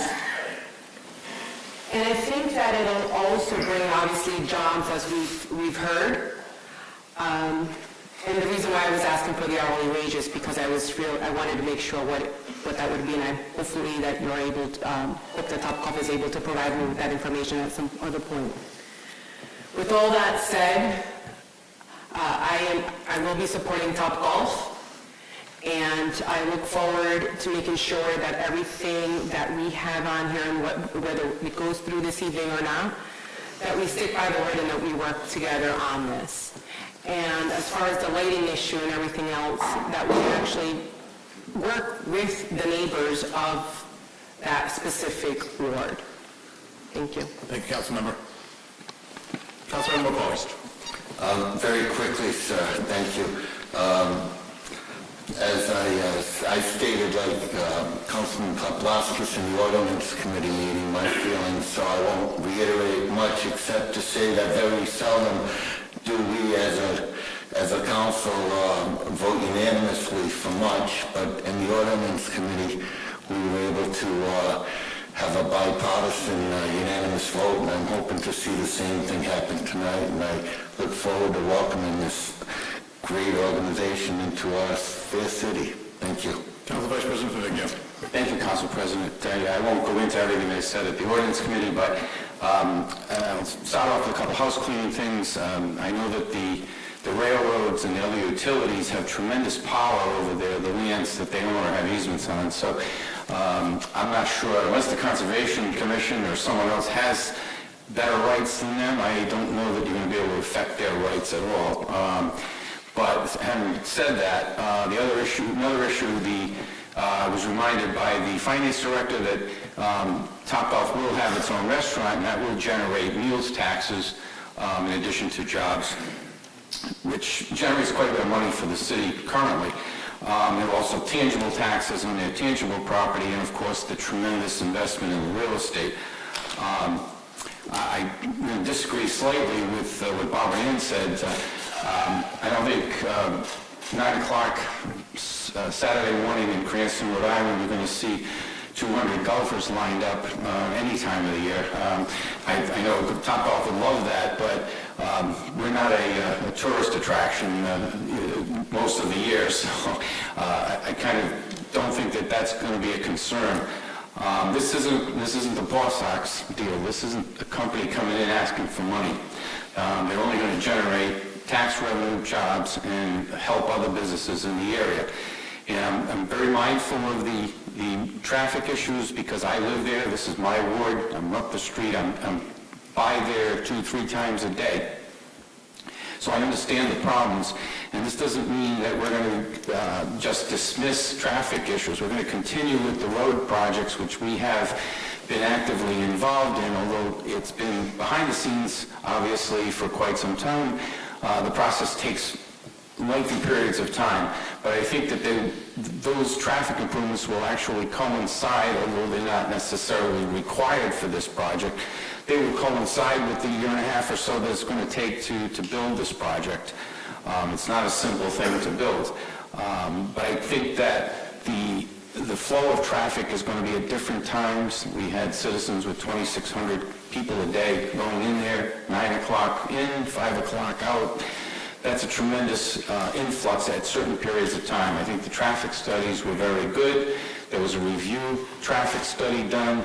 Our planning department does a phenomenal job, Mr. Pizzullo and Mr. McLean, is it? Fantastic people in that area.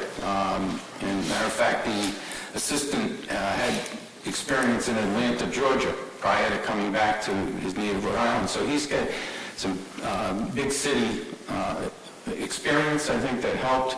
But I think the project as a whole is a tremendous investment for the city, and I'm in favor of it. Thank you, Council Vice President. Councilman Stichels, anything to add? I'll just say briefly that I am going to vote for this proposal. I think that the tax revenue is a big plus. I also think that it might be the best place in the city for such a proposal because it's tucked behind a building next to a highway. I am concerned about the light because the pictures that I've seen are a lot of light, and I hope the company resists the temptation to keep the lights on for advertising after closing. Generally, I do favor the proposal, and so I will be supporting it. Thank you. Now that every council member has asked questions and gave their statements, I'll give my final statement before we vote. You know, when this project first came across my desk I had some concerns and some reservations about certain things, especially the impact on the neighborhood and how the traffic would affect the area, how the lighting would affect the area, and how the neighbors would be affected. Because when you first hear about a project, you don't really know all the facts of it, of what they're going to knock down and what they're going to put up and how they're going to mitigate some of these issues.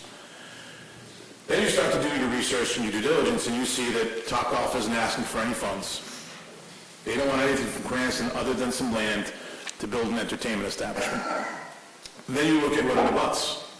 It abuts a highway, across from a prison, next to an office building, then a road, then a Whole Foods, a strip mall, then some forest, then some homes.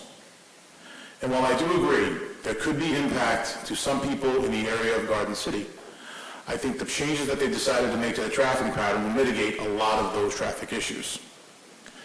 As a council, we have to weigh what is best for the entire city. This development will create jobs. It will create union jobs while it's being constructed. These are good jobs. It will create full-time and part-time jobs after it's constructed, with a restaurant and maintenance workers and staff. These are good jobs. They don't want a subsidy. They want to come here. It's a good spot for it. And a lot of people during this process brought up concerns with people drinking on the site, people leaving, people getting in car accidents. I think we have 27 restaurants within a 3-mile radius of that area when you look at Knightsville, Edgewood, and parts of Garden City. Topgolf, though we're approving the zone change tonight, isn't done. There are several more hearings for them to go to. There are several more hearings for them to come before this council and potentially the next council to talk about things like licensing, liquor licensing, capacity, these details, things that we as a body may think they might need because of their capacity. Those things will all happen, and we'll continue to work with the residents to make sure they do. This brings in $1.4 million of incremental tax revenue. It's $1.4 million of taxes that we don't have to go to our citizens and ask for. Schools have asked for a $120 million bond in the next election. The debt service in that bond will be close to $3 million. We need to start to generate taxes from things other than residences, from corporations that want to come to our vacant properties. That's what this is. Topgolf wants to come to one of our vacant properties and create a jewel in Cranston, actually add to the jewel that Cranston already has in that area. We've committed to the residents that we will continue to monitor traffic, we will continue to monitor public safety, we will continue to work with you to make sure as this project comes to fruition, your needs are met. I am in full support of this project. I thank everyone for coming out. I look forward to continuing to work with everyone as we move this project forward. Thank you. With that, clerk, please take the roll.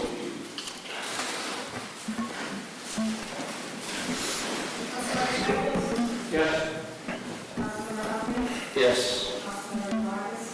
Yes. Yes. Yes. Yes. Yes. Yes. Yes, Topgolf passes unanimously.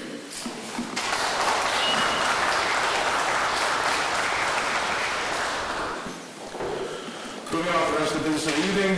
I think I have some more. We'll do it now today first. Next is 12-18-04, ordinance and amendment of chapter 10.12.25 of the Code of the City of Cranston, 2005, entitled Motor Vehicles and Traffic. Crosswalk enumerated 600 Pontiac Avenue, sponsored by Councilmember McCauley. This passed unanimously in committee. I urge passage here. I'll say motion approved. So moved. Motion is second on discussion. If I may, Council President. You may, Council. Thank you. As I discussed in committee, this is a dangerous situation that needs to be addressed. We need a crosswalk there in front of the Woodlawn Funeral Home, and pole 79, which is directly across on the west side of Pontiac, was knocked down approximately 2 years ago. When it was replaced without the street light that existed prior to the accident.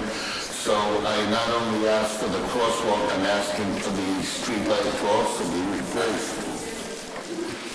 We have a motion and a second. Thank you for your comments, Councilman McCauley. I don't believe the light was part of your ordinance, correct? I apologize, sir, I don't believe so. I'm sorry. Through the chair to the Director of Administration, can you please work on that street light, Councilman McCauley? There you go. So I have a motion and a second on the discussion. Seeing no additional discussion, clerk, please take the roll on the ordinance. Yes. Yes. Yes. Yes. Yes. Yes. Yes.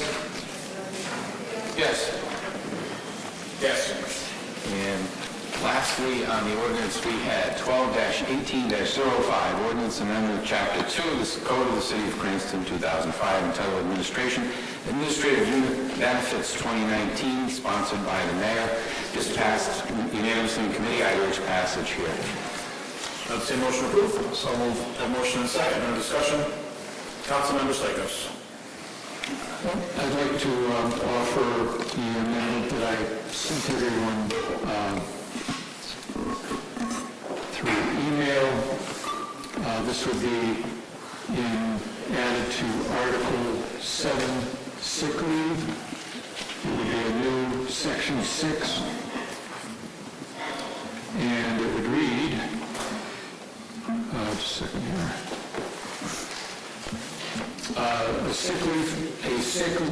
It would be entitled Administrative Sick Leave Bank.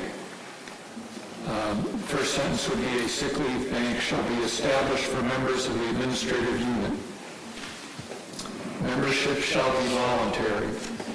Members shall contribute 1 sick day per year and be eligible to draw sick days from the bank when all their other paid leave is exhausted. And then the last sentence would be the sick leave bank committee consisting of the personnel director, the finance director, and a member of the administrative unit appointed by the council president shall establish rules and administer the bank. So if I could get a second, I will just make a couple comments. I'll second for discussion purposes. All right. I know that there's, I guess what I would hope is that people would vote for this. I know there's concern about the last sentence, what the committee would be, and I'm open to really any suggestions that people have, and what I would suggest is passing this, and then if people want to change the committee, amending this last sentence to change the committee. But in general, this is a voluntary program. It would provide some protection for people with long-term illness who exhaust their sick leave and their vacation leave, and they're still sick, and we're expecting them to come back to work at some point. And I think that these are really our most vulnerable employees, and we should do this to provide them a little more protection. Before I accept or reject comment on this, this is a change to administrative benefits that the council is proposing. I think the administration should give an update on their position about the proposed amendment. Thank you, Mr. President. Councilman Stichels, respectfully, we appreciate you bringing this forward, but in talking to many members of the unit, I don't believe we're going to be getting that much participation. Do we affect that? Most members, there's only 21 members per se. They only get 12 sick days per year, and most current members of the administrative unit realize that their time here may be short-lived. So I haven't really got a lot of buy-in with that. And also, I think the composing of that committee, I think we're getting into the weeds a little bit with all these people being appointed to the committee. So the administration's position is we'd like to have it passed as is without that sick bank amendment. So at this time, the administration would not oppose the sick bank amendment because of the limited time and the fact that some of the sick days that would I'm sorry, the administration's position is that due to the limited time left in Mayor Fung's administration, they feel that there will be limited usage of the sick bank for the 21 people that are part of the bargaining unit. That's correct. Thank you. Any additional comments from the council? Councilmember Pulaskis. Thank you, Mr. Chairman. Initially, I really like the sick bank idea, and I appreciate Councilmember Stichels for putting it in.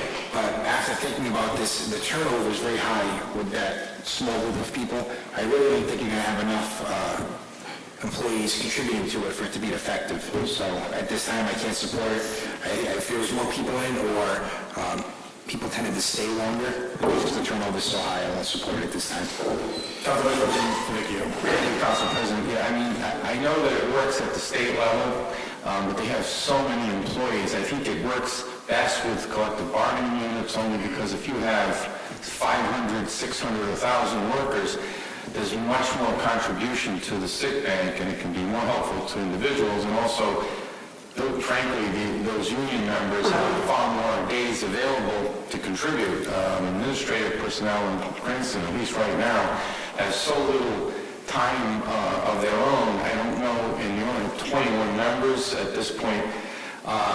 As a practical matter, I don't think it's really going to work. I like the idea, I do. I think maybe proposing it to all city bargaining units might be a way to make it happen. I think that makes sense because we've had teachers that have been out for a lengthy period of time with illnesses. I think Councilwoman Vargas mentioned that she went through that in her own family, so I think it's a good idea, but I don't know that it's not like starting a 401A program for a unit of the government. It's not something that will have much effect at all on their lives, but I do think the idea is good. I think we may want to try approaching it in a different manner. Any additional comments? Councilmember Brady. I would have to support Steve in this. I believe in the idea of having a mother who grew up with breast cancer her entire life, and only working woman in my family, and my father being retired on disability. I do see the need for it, so I do think the last sentence maybe could be reworked, or it could be reworked or reworded through an amendment, but I believe I would support it. Councilmember McCollum. Thank you, Council President. I know the intent is good, and it's certainly directed in the right place, but I'm certainly not going to force anything down the administration, thinking that we're doing a favor to them, and they basically don't like the gift. So I'll vote against this out of respect for their feelings. Anyone else? Clerk, please take the roll on Councilman's sick bank amendment. Councilmember Stichels? Yes. Councilmember Hopkins? No. Councilmember Vargas? Yes.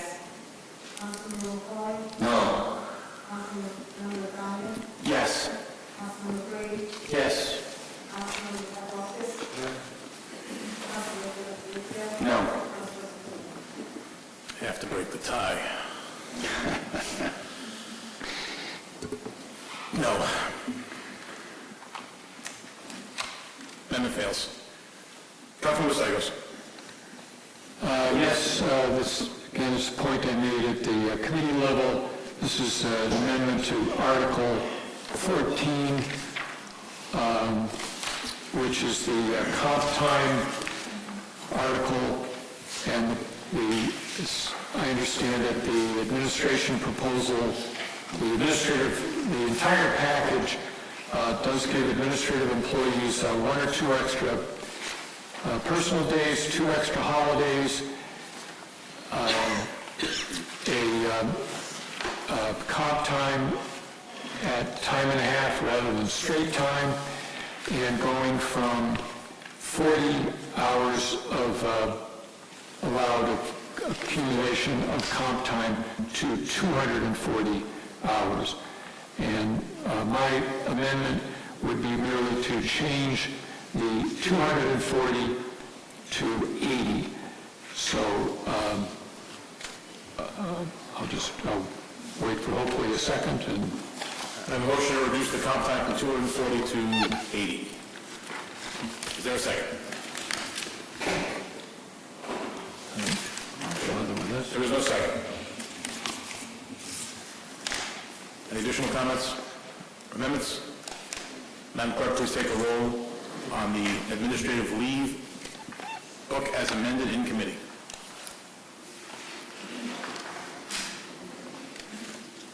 Councilmember Stichels? Yes. Councilmember Hopkins? No. This is on the rules. It's on the rule? On the full book, okay, not the amendment. Yes. Councilmember Vargas? Yes. Councilmember Paul? Yes. Councilmember Diamond? Yes. Councilmember Brady? Yes. Councilmember Paplaskas? Yes.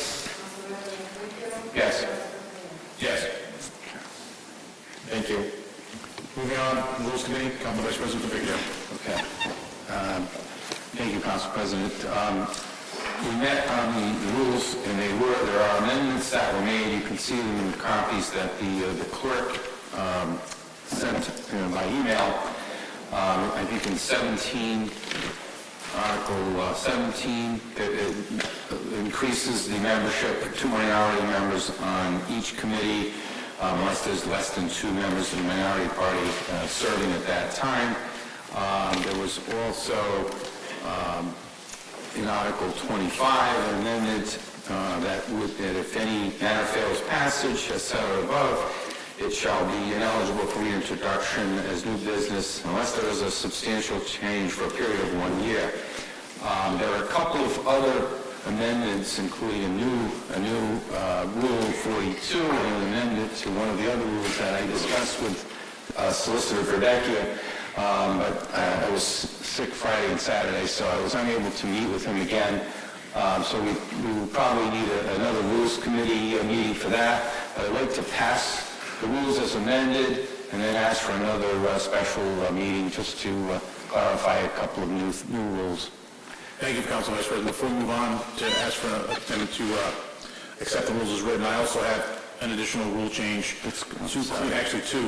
One to clean up some of the issues we've been having for the last 2 years around when the public can speak, because our rules say that they can speak for documented matters in the first section and undocumented matters in the second section. I think our rules are not clear enough and our dockets are not clear enough to let people know when that is. I don't know if you noticed, I let everybody come up the first time tonight because I just want to make sure everybody has a chance to speak. So I want to clean up the rules to kind of make sure that that's clear for everyone and then clean the dockets up so people know first section you speak on these 5 things, second section you speak on these few things. So I want to make sure we're transparent, people understand when they can and can't do things. I think we have a little bit of a challenge with that, so I have asked Council Vice President to call another Rules Committee meeting to kind of cover a couple of those things and give us some time for him to work with legal counsel to make sure we're not changing anything enough or make sure we're complying with open meetings law, doing all the right things, being transparent, making sure we're above board. Just because they did it for 20 years one way doesn't mean it was the right way. So I would urge we pass them as written, have a Rules Committee meeting, and then see if we can amend them again. Okay. I'll take a motion to pass the rules as amended in the Rules Committee. A motion and a second, under discussion. Seeing none, clerk, please take the roll. Councilmember Stichels? Yes. Councilmember Hopkins? Yes. Councilmember Vargas? Yes. Councilmember Paul? Yes. Councilmember Diamond? Yes. Councilmember Brady? Yes. Councilmember Paplaskas? Yes. Whitfield? Yes. Yes. I'm done. Moving on, public hearing, this should be on anything we want to talk about. Can't do the same thing you talked about earlier in the meeting. Just a quick thank you first on those 15, but not 20 trees, and I appreciate that. I'm sure my conservation colleagues will as well. I'd like to thank you for passing the solar moratorium. My main question is, has the mayor signed it yet? To put it into law? Whatever we come up with is only as good as it's enforced, unfortunately. There's one problem with the Hopewell project right now. Director Pierre LaPola was very insistent that the fence running along parallel to Hope Road be black vinyl. So it blends into the landscape much better than your stark chain link fence. Unfortunately, they put in your standard chain link fence, which they topped off with 3 strands of barbed wire. So what's really nice is you're driving down our historic farm road, you'll see this nice stark chain link fence. So I've heard of the DPR committee, hopefully they'll take care of that and get that fence swapped out as soon as possible, because it looks very ugly at this point. They should at least take out the barbed wire too. There's no need for that. Thank you. Can you just, can I ask that you keep us apprised of that matter as it comes through? Because I do distinctly remember when that was passed, Director Leopoldo was saying that they would make it incongruent with the area around it. Yeah, it's very prominent right now, the whole project is at this point. Thank you, Doug. Anyone else? Seeing none, that portion of the meeting is now closed. Election of city officials. We have an audit committee member, which will be done by majority vote. Typically the last, I think, 3 terms, they've put the vice chair of the finance committee as the alternate member in case the finance chair could not be there. So my recommendation, if he will so accept, would be Ken Hopkins as the member of the audit committee unless he does not want to do that. I'll second that. I can't make the motion, Councilman. Motion to accept. Second. I have motion to appoint Councilmember Hopkins as the audit committee member. On the further discussion, seeing none, clerk, please take the roll. Yes. Yes. Yes. Yes. Yes. Yes. Yes. Under BOCAP, Manny Miguel, who was a majority appointment, has since resigned from the Board of Contract and Purchasing. We have a request for 2 from the majority and 2 from the minority. The 2 majority appointments, Director Carrillo, are Robert Ferry and Dominic Fusco. We'll take a motion from the majority party to, actually, we don't have to take a vote on appointments at this point. So we have, the majority has appointed Dominic Fusco and Robert Ferry as members of BOCAP. Council Minority Lysikos. Yes, the 2 minority members current minority members are Stephen Chambrone and Michael Schlesinger, and I'd like to reappoint Stephen Chambrone, and I have not been able to get a hold of Michael Schlesinger, so I think I'll need to wait until I do. Okay. Madam Clerk, could you add the minority appointment to the next full City Council meeting? Thank you, Madam Clerk. Council President. Yes. We also have some of the fellows that are on that board. Are they still going to be remaining on that, like Stefano? Yes, Robert DiStefano is a council appointment, not a majority appointment. So these were the majority and minority appointments that cycle through as the council resets. Manny Miguel decided not to come back, and I believe he was a majority appointment, and we have made 2 to replace those. My concern is that we can have a quorum so we can get some of these things passed. So before the next BOCAP meeting, we should probably reach out to Mr. Ferry and Mr. Chambrone and Mr. Fusco. He'd be mad I couldn't remember his name when he watched this on TV. And make sure that they know that the schedule for these. I know I spoke with Mr. Ferry and Mr. Fusco and they know them, but as a follow-up point, it probably can't hurt. Councilmember Stakos. Can I appoint Schlesinger until... Yeah, replacement can be named? That'd be fine. Okay, good. Appointment of Harbor Master. This one was, I will admit, my fault. It fell through the cracks at the council meeting because I had not talked with our former Harbor Master. He had not reached out to me. I believe he reached out to Councilman Stakos, and I just wanted to make sure he still wanted to be on, and he does. So I will recommend reappointing the prior Harbor Master to continue to be Harbor Master. His name is Ted Westcott. So moved. So I have a motion to make Ted Westcott to continue the service of the Harbor Master. Second. I have a motion and a second. Under discussion. Councilor Stakos. Yeah, I'd just like to thank Ted for the work that he's done, I think, in approximately 6 years as harbor master. He's down at the yacht clubs. People know him. He's very helpful to other people. I know he works in cooperation with the police department, not making arrests, but cooperating with them.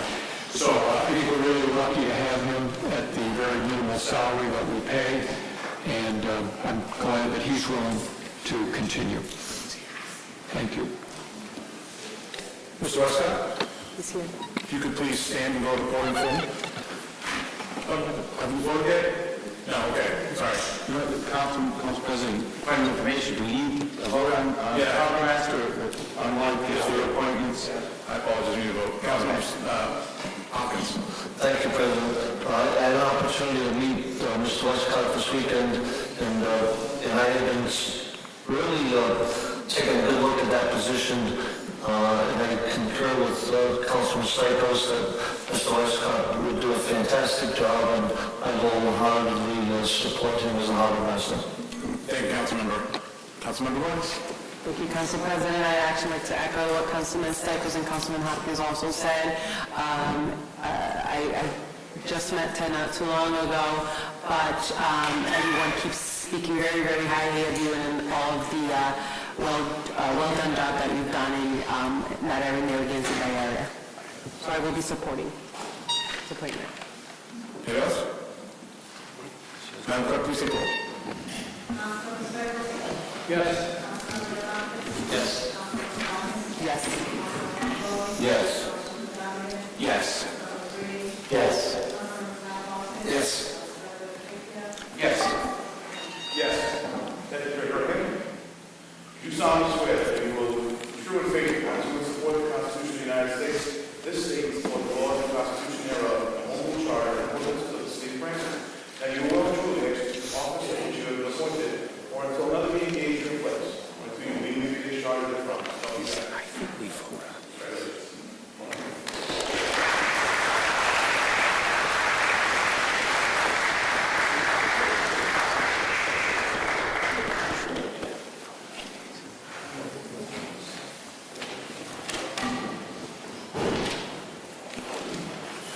Zoning Board of Review, there's a couple of alternates on there. Councilmember Bowley. Make a motion to reappoint Laurie Calhoun as second alternate. Second. I have a motion and a second. We're not doing this tonight?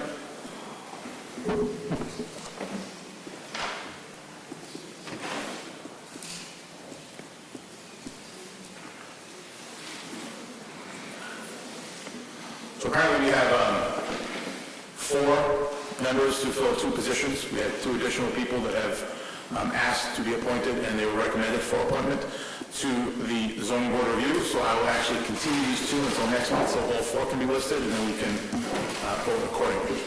Okay. Councilmember. I make a motion to continue Lori Calhoun till next month? Yes. Second. Under discussion? Seeing none. Councilmember Stichels. Just amend that to continue the appointment of Josh Catone also. So thank you. I have 2 motion to continue 2 members until next month, and the second under discussion. Seeing none, please take the roll. Yes. Yes. Yes. Yes. Yes. Yes. Yes. Yes. Yes. Under Executive Communications, a report on hiring special counsel and consultants pursuant to Charter 15.05 is in your packet. Does anyone have any questions for the administration on the legal bills? Councilman Donovan. Yes. On page 5 regarding to the Cisco law, there was a payment of $485 on the 14th of September, and a payment of $6,294.30 on the 11th of January regarding the panhandling ordinance. Are those the only payments to date made to that firm for that case? I don't believe so. That case has been going on for quite a while. I believe that's just the most current bills from Mr. DeSisto. Approximately how much has the city spent on outside consulting for that case? The panhandling, I don't have that number for you, Councilman. Sorry. It's okay.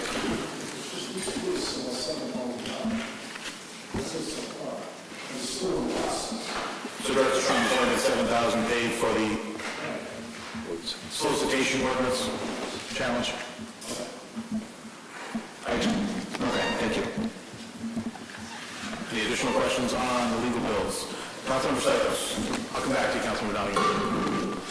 just wondering about if we could get a brief explanation of Golini versus Zoning Board. It's on page 6, what that case involves. I'm going to have to stop the questions on that. Any questions pertaining to legal matters would have to happen in executive session, regardless of if we're going into what the case would entail. We will not be talking about that in open session. If we're talking about the funding and what's paid, that's fine, but if we're talking about actual cases and what's happening because they're open cases, you can't do that in chambers. Well, I'm not asking for what's happening. I'm just asking for what the dispute is, which would be public record if I went down to the courthouse. I don't think that attorney is here this evening, so Attorney Radecka, I don't know if you first.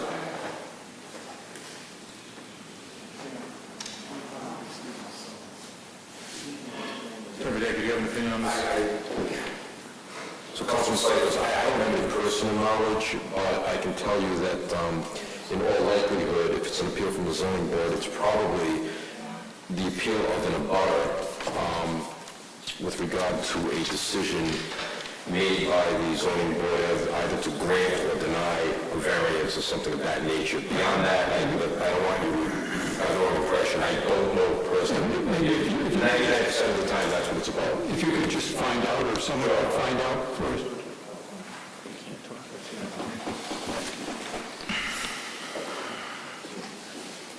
Any additional comments about the legal bills? Let's go past that. That has been accepted. Advice and consent of appointment of Bridget Graziano as a member of the Conservation Commission. Motion to approve. Have a motion and a second. Second. Under discussion, any questions from administration? Seeing none, clerk, please take the roll. Yes. Yes. Yes. Yes. Yes. Yes. Yes. Advice and consent on reappointment of John Wiggins, a member of the Conservation Commission. Motion to approve. Have a motion and a second. A motion and a second under discussion. Seeing none, please take the roll on reappointment. Yes. Yes.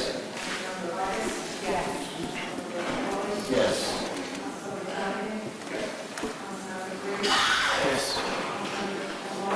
Yes. Yes. Yes. Moving on to Council President Communication under the Diversity Committee. I actually did do all work to follow who would be on the Diversity Commission last Thursday, and then I received a phone call from Director Perillo that there actually is a standing Diversity Commission that is defunct. There is an ordinance already on the books. So as opposed to creating a new Diversity Commission, there was one built by ordinance.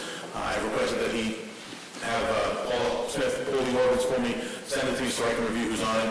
But looking at it, it looks like it does have a member of the majority of the council, a minority of the council, members from the police, the fire. Probably have to tweak it, and I'll have to adjust the ordinance, but I will be appointing them once I look at it at the next full council meeting. I don't think I'll be able to submit an ordinance, actually officially change it, but what we'll do is we'll appoint the members that are there in the ordinance, and then we'll amend the ordinance post once I just say these people are also on the commission. I did get emails from two of the minority members who want to be on the council, on the committee, Councilperson Vargas and Councilperson Donnie. So I'll make every effort to make sure you get on there. Your board seem to be the most diverse. Thank you. This last point for the council president, school buildings. I'm appointing Councilmember Kevin Hawkins to this position.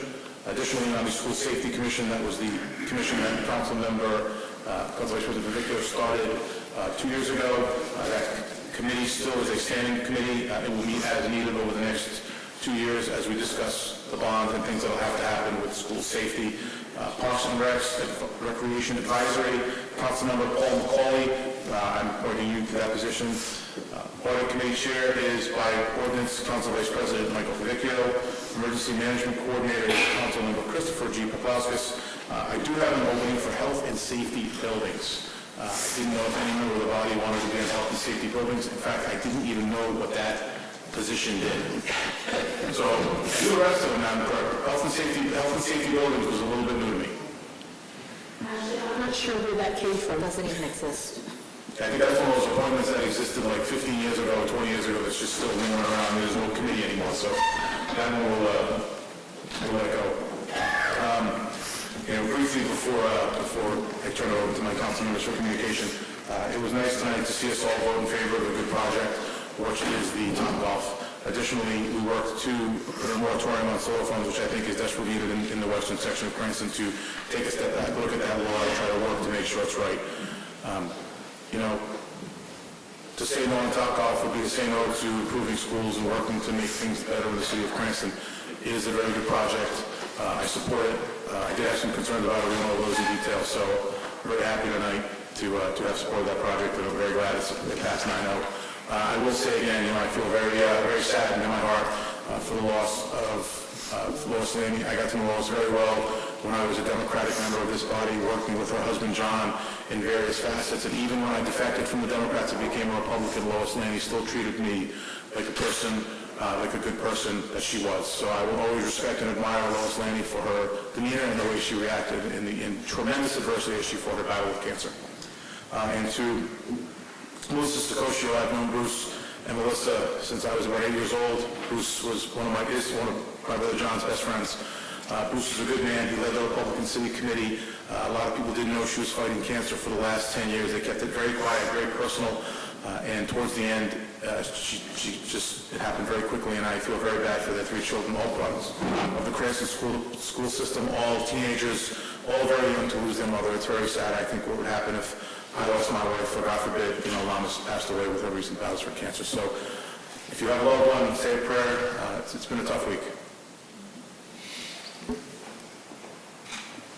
Councilmember communications. I want to assume you listed the Councilmember Hopkins and all the grade. What's the date? You can sing it out of Councilmember Thank you. I'm going to lean on that only because I had the opportunity, and I want to thank him publicly, Major Pellerano and his staff. Put myself and my constituents at ease, knowing how well I was very concerned about a certain location prominent in the city, and what I came to find out is that the Cranston Police Department does a phenomenal job of monitoring these locations where these offenders are released to. And after I found more information out, I'm able to go back to my constituents and say, the Cranston Police Department have this under control and you should feel safe. So I want to publicly thank you, Major, for helping me and putting my constituents at ease and the rest of the city at ease. Thank you, Councilman Pauly. Moving on, Councilman Stacos.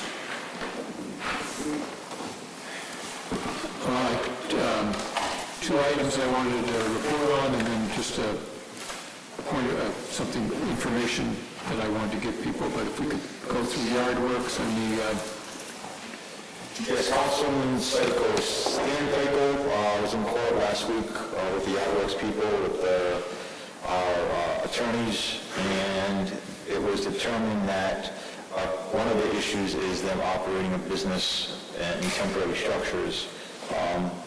It was learned that that can only happen when it's given a permit through safety services. So they were advised that they need to apply to safety services for a permit to operate in a temporary structure. To my knowledge, they've been cooperative, and they understand the reasoning behind that, and they will be applying for that. And accordingly, if that does happen, the 2 charges or the 2 summonses will be dismissed by the city if they do come into compliance with that ordinance. Also, I talked to Captain Russ Henry, and we do have the quotes in for the sound meter, for the week-long sound meter study, and we're contemplating when we're going to be doing that. The financing on that is still up in the air, but I think that's going to happen in the spring. Oh, that's good news. About the sound meter, there were 2 violations. There was the floatable structure and there was the floatables. What's happening with the floatables? I was told that it sounds like they're kind of putting the violations together, that if they come in compliance with these other violations, and they rectify the affordables, and that will be dismissed as well, once they come in compliance. That's being continued for next month.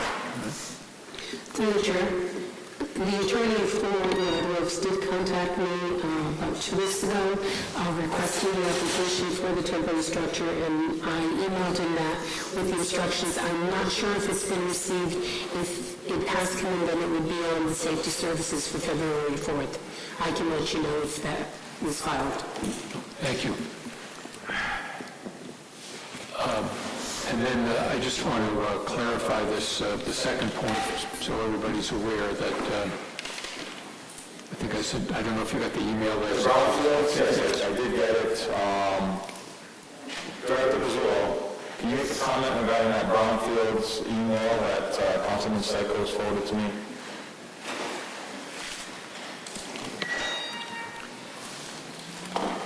Yeah, I was actually looking at this again.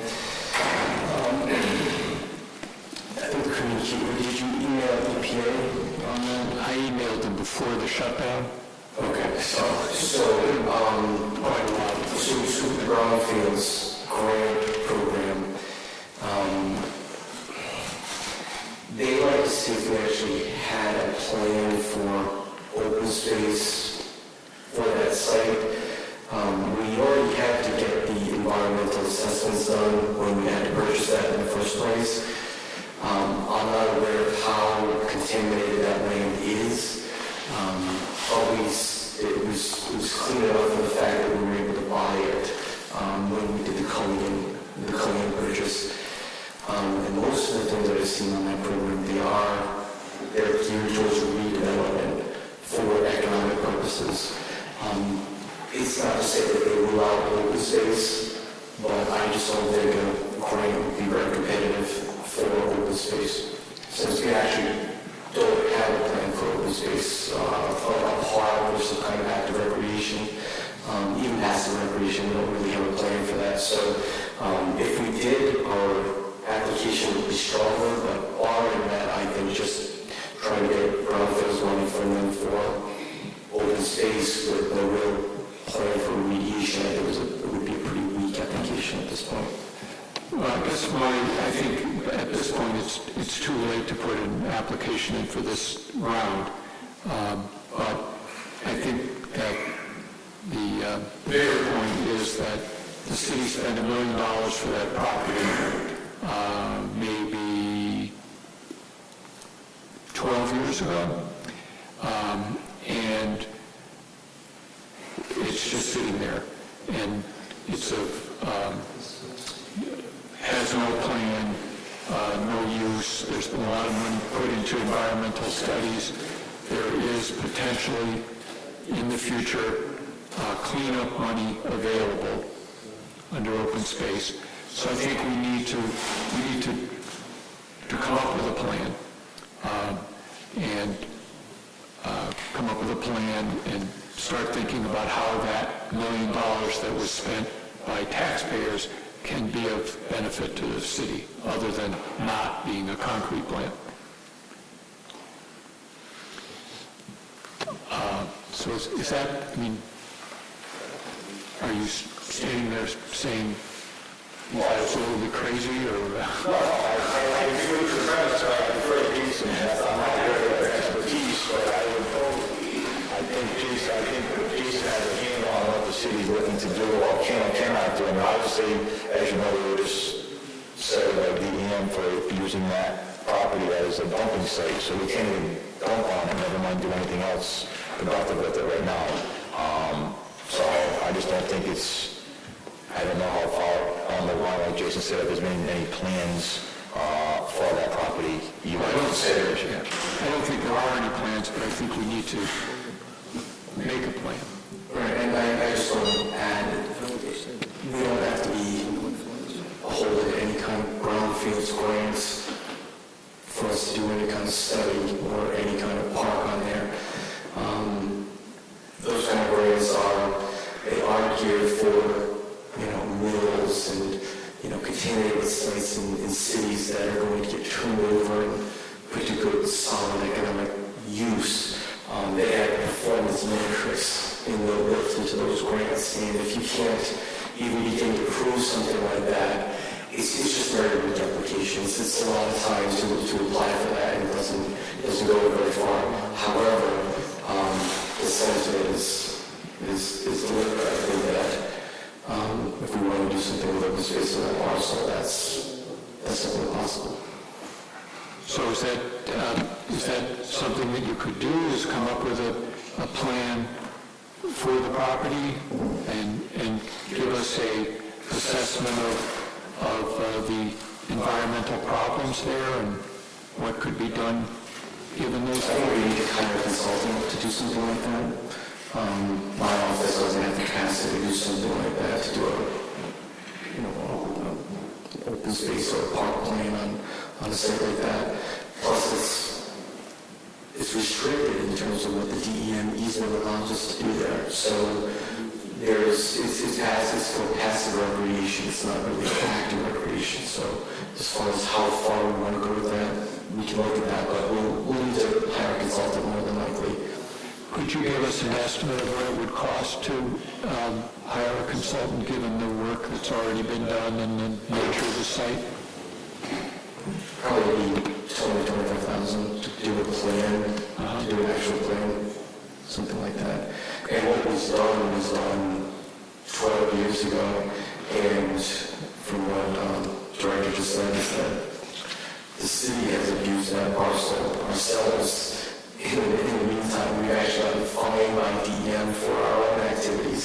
So, whatever work was done is not valid anymore. All right, well, I guess I'm sure the administration is working on the budget, and I would urge the mayor to include money for a plan for that site. Thanks. All right. And the last point that I want to make, just an announcement that as I think most of the older members know here, that the city does have a tree planting program. Every spring, approximately 30 trees are planted. They have to be planted in the front yard between the sidewalk and the house, not between the sidewalk and the street, because that picks up the sidewalk. And if there aren't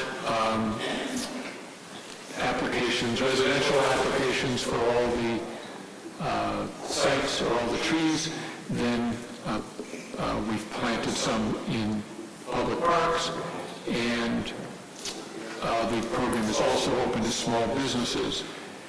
So just usually they plant the trees in late May, early June. So if you have any constituents, I noticed that the city has just updated the website, so it's a current there. And as I've talked with the director and some of you, working with a group, trying to put together a proposal for a grant for publicizing the program so we get more applications. Thank you. Thank you, Mr. Legos. Just to expound before I recognize Councilman Hopkins, I did work with our grant writer about brownfield grants last year to look at the site at Cullinan. Specifically, she gave me a lot of the feedback that Director Pizzullo did about having a specific project, something that was more recreation, and was concerned that it would not fit with the DEM restrictions on the passive recreation. Additionally, I think I could work with her to see if there's a way we could find some money for a consultant. I know there's grants from the Rhode Foundation that allow for us to do different projects, and that might be a way to get some small funding dollars for the project. Even though it's a large-scale project, we're able to get some seed money to help with that. So I will follow up with the grant writer. Councilman Hopkins. Thank you, President. Just to follow up on Councilman Stakos and the planting of the trees in some of our parks, I've had some calls and concerns about the location of those trees and the effect that it's having on the walking tracks. I think we may have to be concerned about potential injuries as those routes are uplifting the walking tracks throughout the city.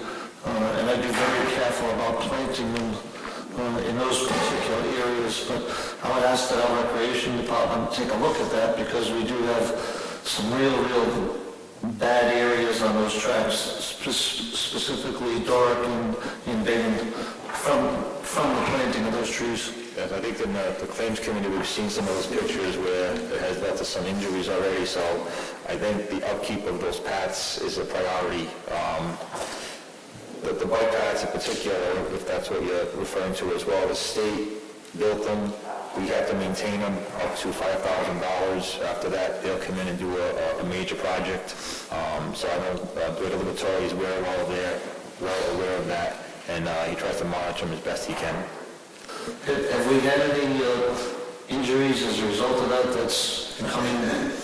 I think in claims, for instance, at Doric, we did in the claims committee, we had one woman with some serious injuries when she... I know the asphalt is coming up pretty high over there. Yes. Thank you. Councilmember Stichels. Yes, I just want to note that the trees in this program are not the trees that are lifting up that, the walking paths. Those were, I don't know who planted them or when, and one of the purposes of this program, or one of the goals of this program, is so that doesn't happen. So when anyone applies for a tree under this program, they have to make a little map and say where they want to plant it.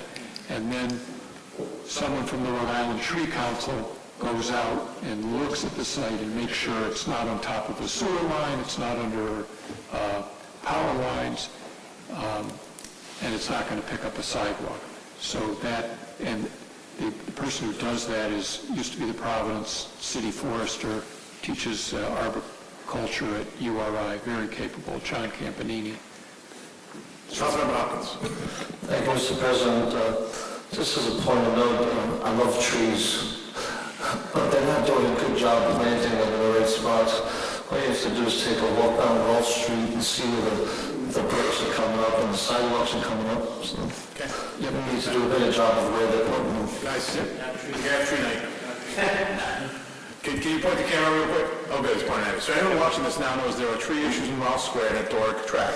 Anyone watching this would take it amongst themselves not to fault those areas and sue the city and have us encumbered by your fault. Please take note. Walk carefully in the city of Cranston. We have some tree issues. Thank you.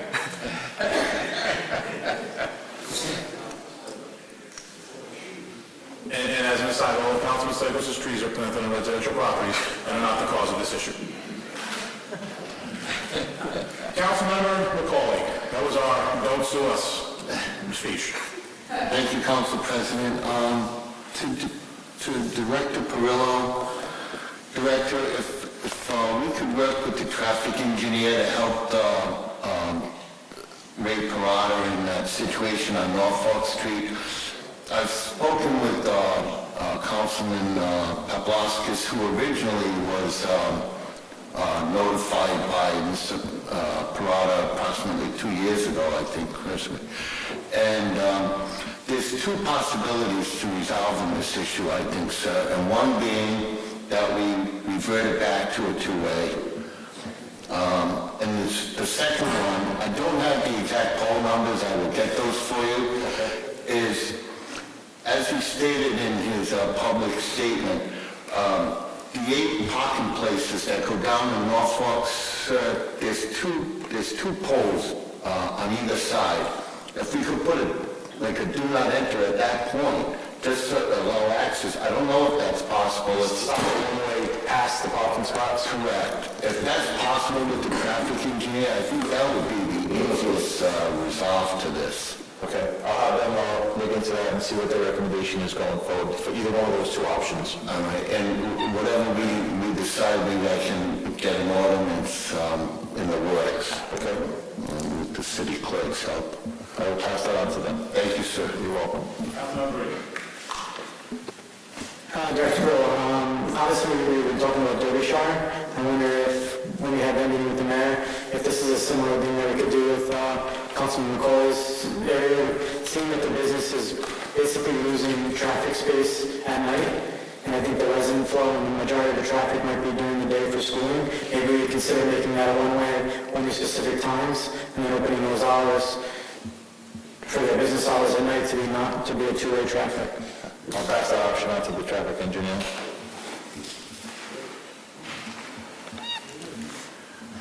Dr. Scott, Administrative Report, Councilman Ready? Do we have an insurance update on, or is that just to be continued? Solicitor Lawson is going to be working on that ordinance. I told him to have it ready for us next month so it can be voted on. Obviously, we're assuming that springtime is going to be the prime season. They're going to stop that procedure, but we wanted to make sure that that ordinance includes insurance, a dig safe recommendation, maintenance of the area, what happens if they abandon the area, and so forth. So he's going to be putting that together. I think he's going to kind of mirror what the state of Rhode Island does, but he's still working on that as we speak. We're supposed to hear, I appreciate that. We're supposed to hear from Johnson and Turbines tonight. That's not being heard until, just so I can tell the residents of my ward, next meeting. Yes. Full council. Do we have an update on the Burlingame road explosion? Yes. That was in court also last week. Stan Piper was there. There was an agreement that he would be able to inspect the property, which he did. The building that exploded is still being investigated by ATF, so we're unable to do anything with that particular building. However, all of the paving equipment is off the property. One building was taken down, and they're going to be applying for permits for the two existing structures. And that's going back to court, I believe, the end of this week again. And so Stan said that they have been working. The owner and his attorney has been working with Steve Marcella, our solicitor, and he feels that they are in compliance with whatever we're asking them to do. Thank you for the update. I also have some residents here from Natick, so I just thank you for taking the pictures on the flooding that occurs on Natick and Iroquois Trail. I appreciate you looking into how we could possibly rectify that situation. Councilmember Hopkins. Thank you, Mr. President. I started some preliminary talks with Colonel Lindquist, and he is in total support of this measure. It goes back to the number of sex offenders residing at Harrington Hall and the growth of the development in that particular area. And the Colonel is agreed to meet with both myself, the new Attorney General, once he gets situated, and the new Colonel of the State Police when he gets sworn in the next 2 weeks, about reintroducing a State Police barracks back into that area to help with the protection of the neighbors and the citizens of Cranston. We used to have one at one time. It left and was replaced by the Tasca property, but with the development in that area, and especially the growth and development of Chapel View and the issues that we've had with Harrington Hall, I approached the Colonel about reintroducing the State Police Barracks into that area, and he has agreed, and we're in the preliminary stages of doing that. Thank you, Councilmember Hopkins. With no other business coming before us tonight, I don't know if ever you noticed, there's a girl sitting to my right. This is Cassidy. Cassidy had an interest in government and wanted to see how the council works, so I invited her to come to a council meeting. So if any of you have friends or relatives or people who come up in the street and kind of know what we do, being the council president, under our rules, I have the ability to allow someone to come behind the dais and kind of sit behind here and be one of us for a night and just kind of see what we do. So it's kind of like a ride along, yes, Evan. This is my first test tonight, so I didn't really publish it and say about doing it, but she showed an interest. I thought it would be a good idea to kind of bring people from the general public in to kind of see what we do and how we do it. So I'm going to ask any council members if you have someone. I mean, we only have 12 meetings a year, so we have to, I don't want to be super open, but if there's people who want to come up and see what we do, I can allow a couple of them to come up, whether it's over there, or up here, to kind of see how we run a meeting and get more involved with their local government. Council Vice President Vecchio. Thank you, Council President. I think it's a great idea. We can get more students and interested citizens. And I just wanted to offer my condolences to former Council President Reedy. I got to know Lois a little bit over the last 8 years. and also Melissa Sicoscio as well, both of whom actually had connection to my sister-in-law, who was friends with Mrs. Lanny and also a cousin to Bruce Sicoscio's wife. So I had 2 wakes this week. So I just wanted to offer my condolences to those families. And for the record, we did send a very, very nice, very big bouquet of flowers to Council President Lanny and this time of loss from the entire Cranston City Council. So we did 2 things in unison this week. We sent together a group of flowers to express condolences, and we passed out off. Moving on, there is no old business. Introduction of new business. Madam Clerk, if you could read the new business, please.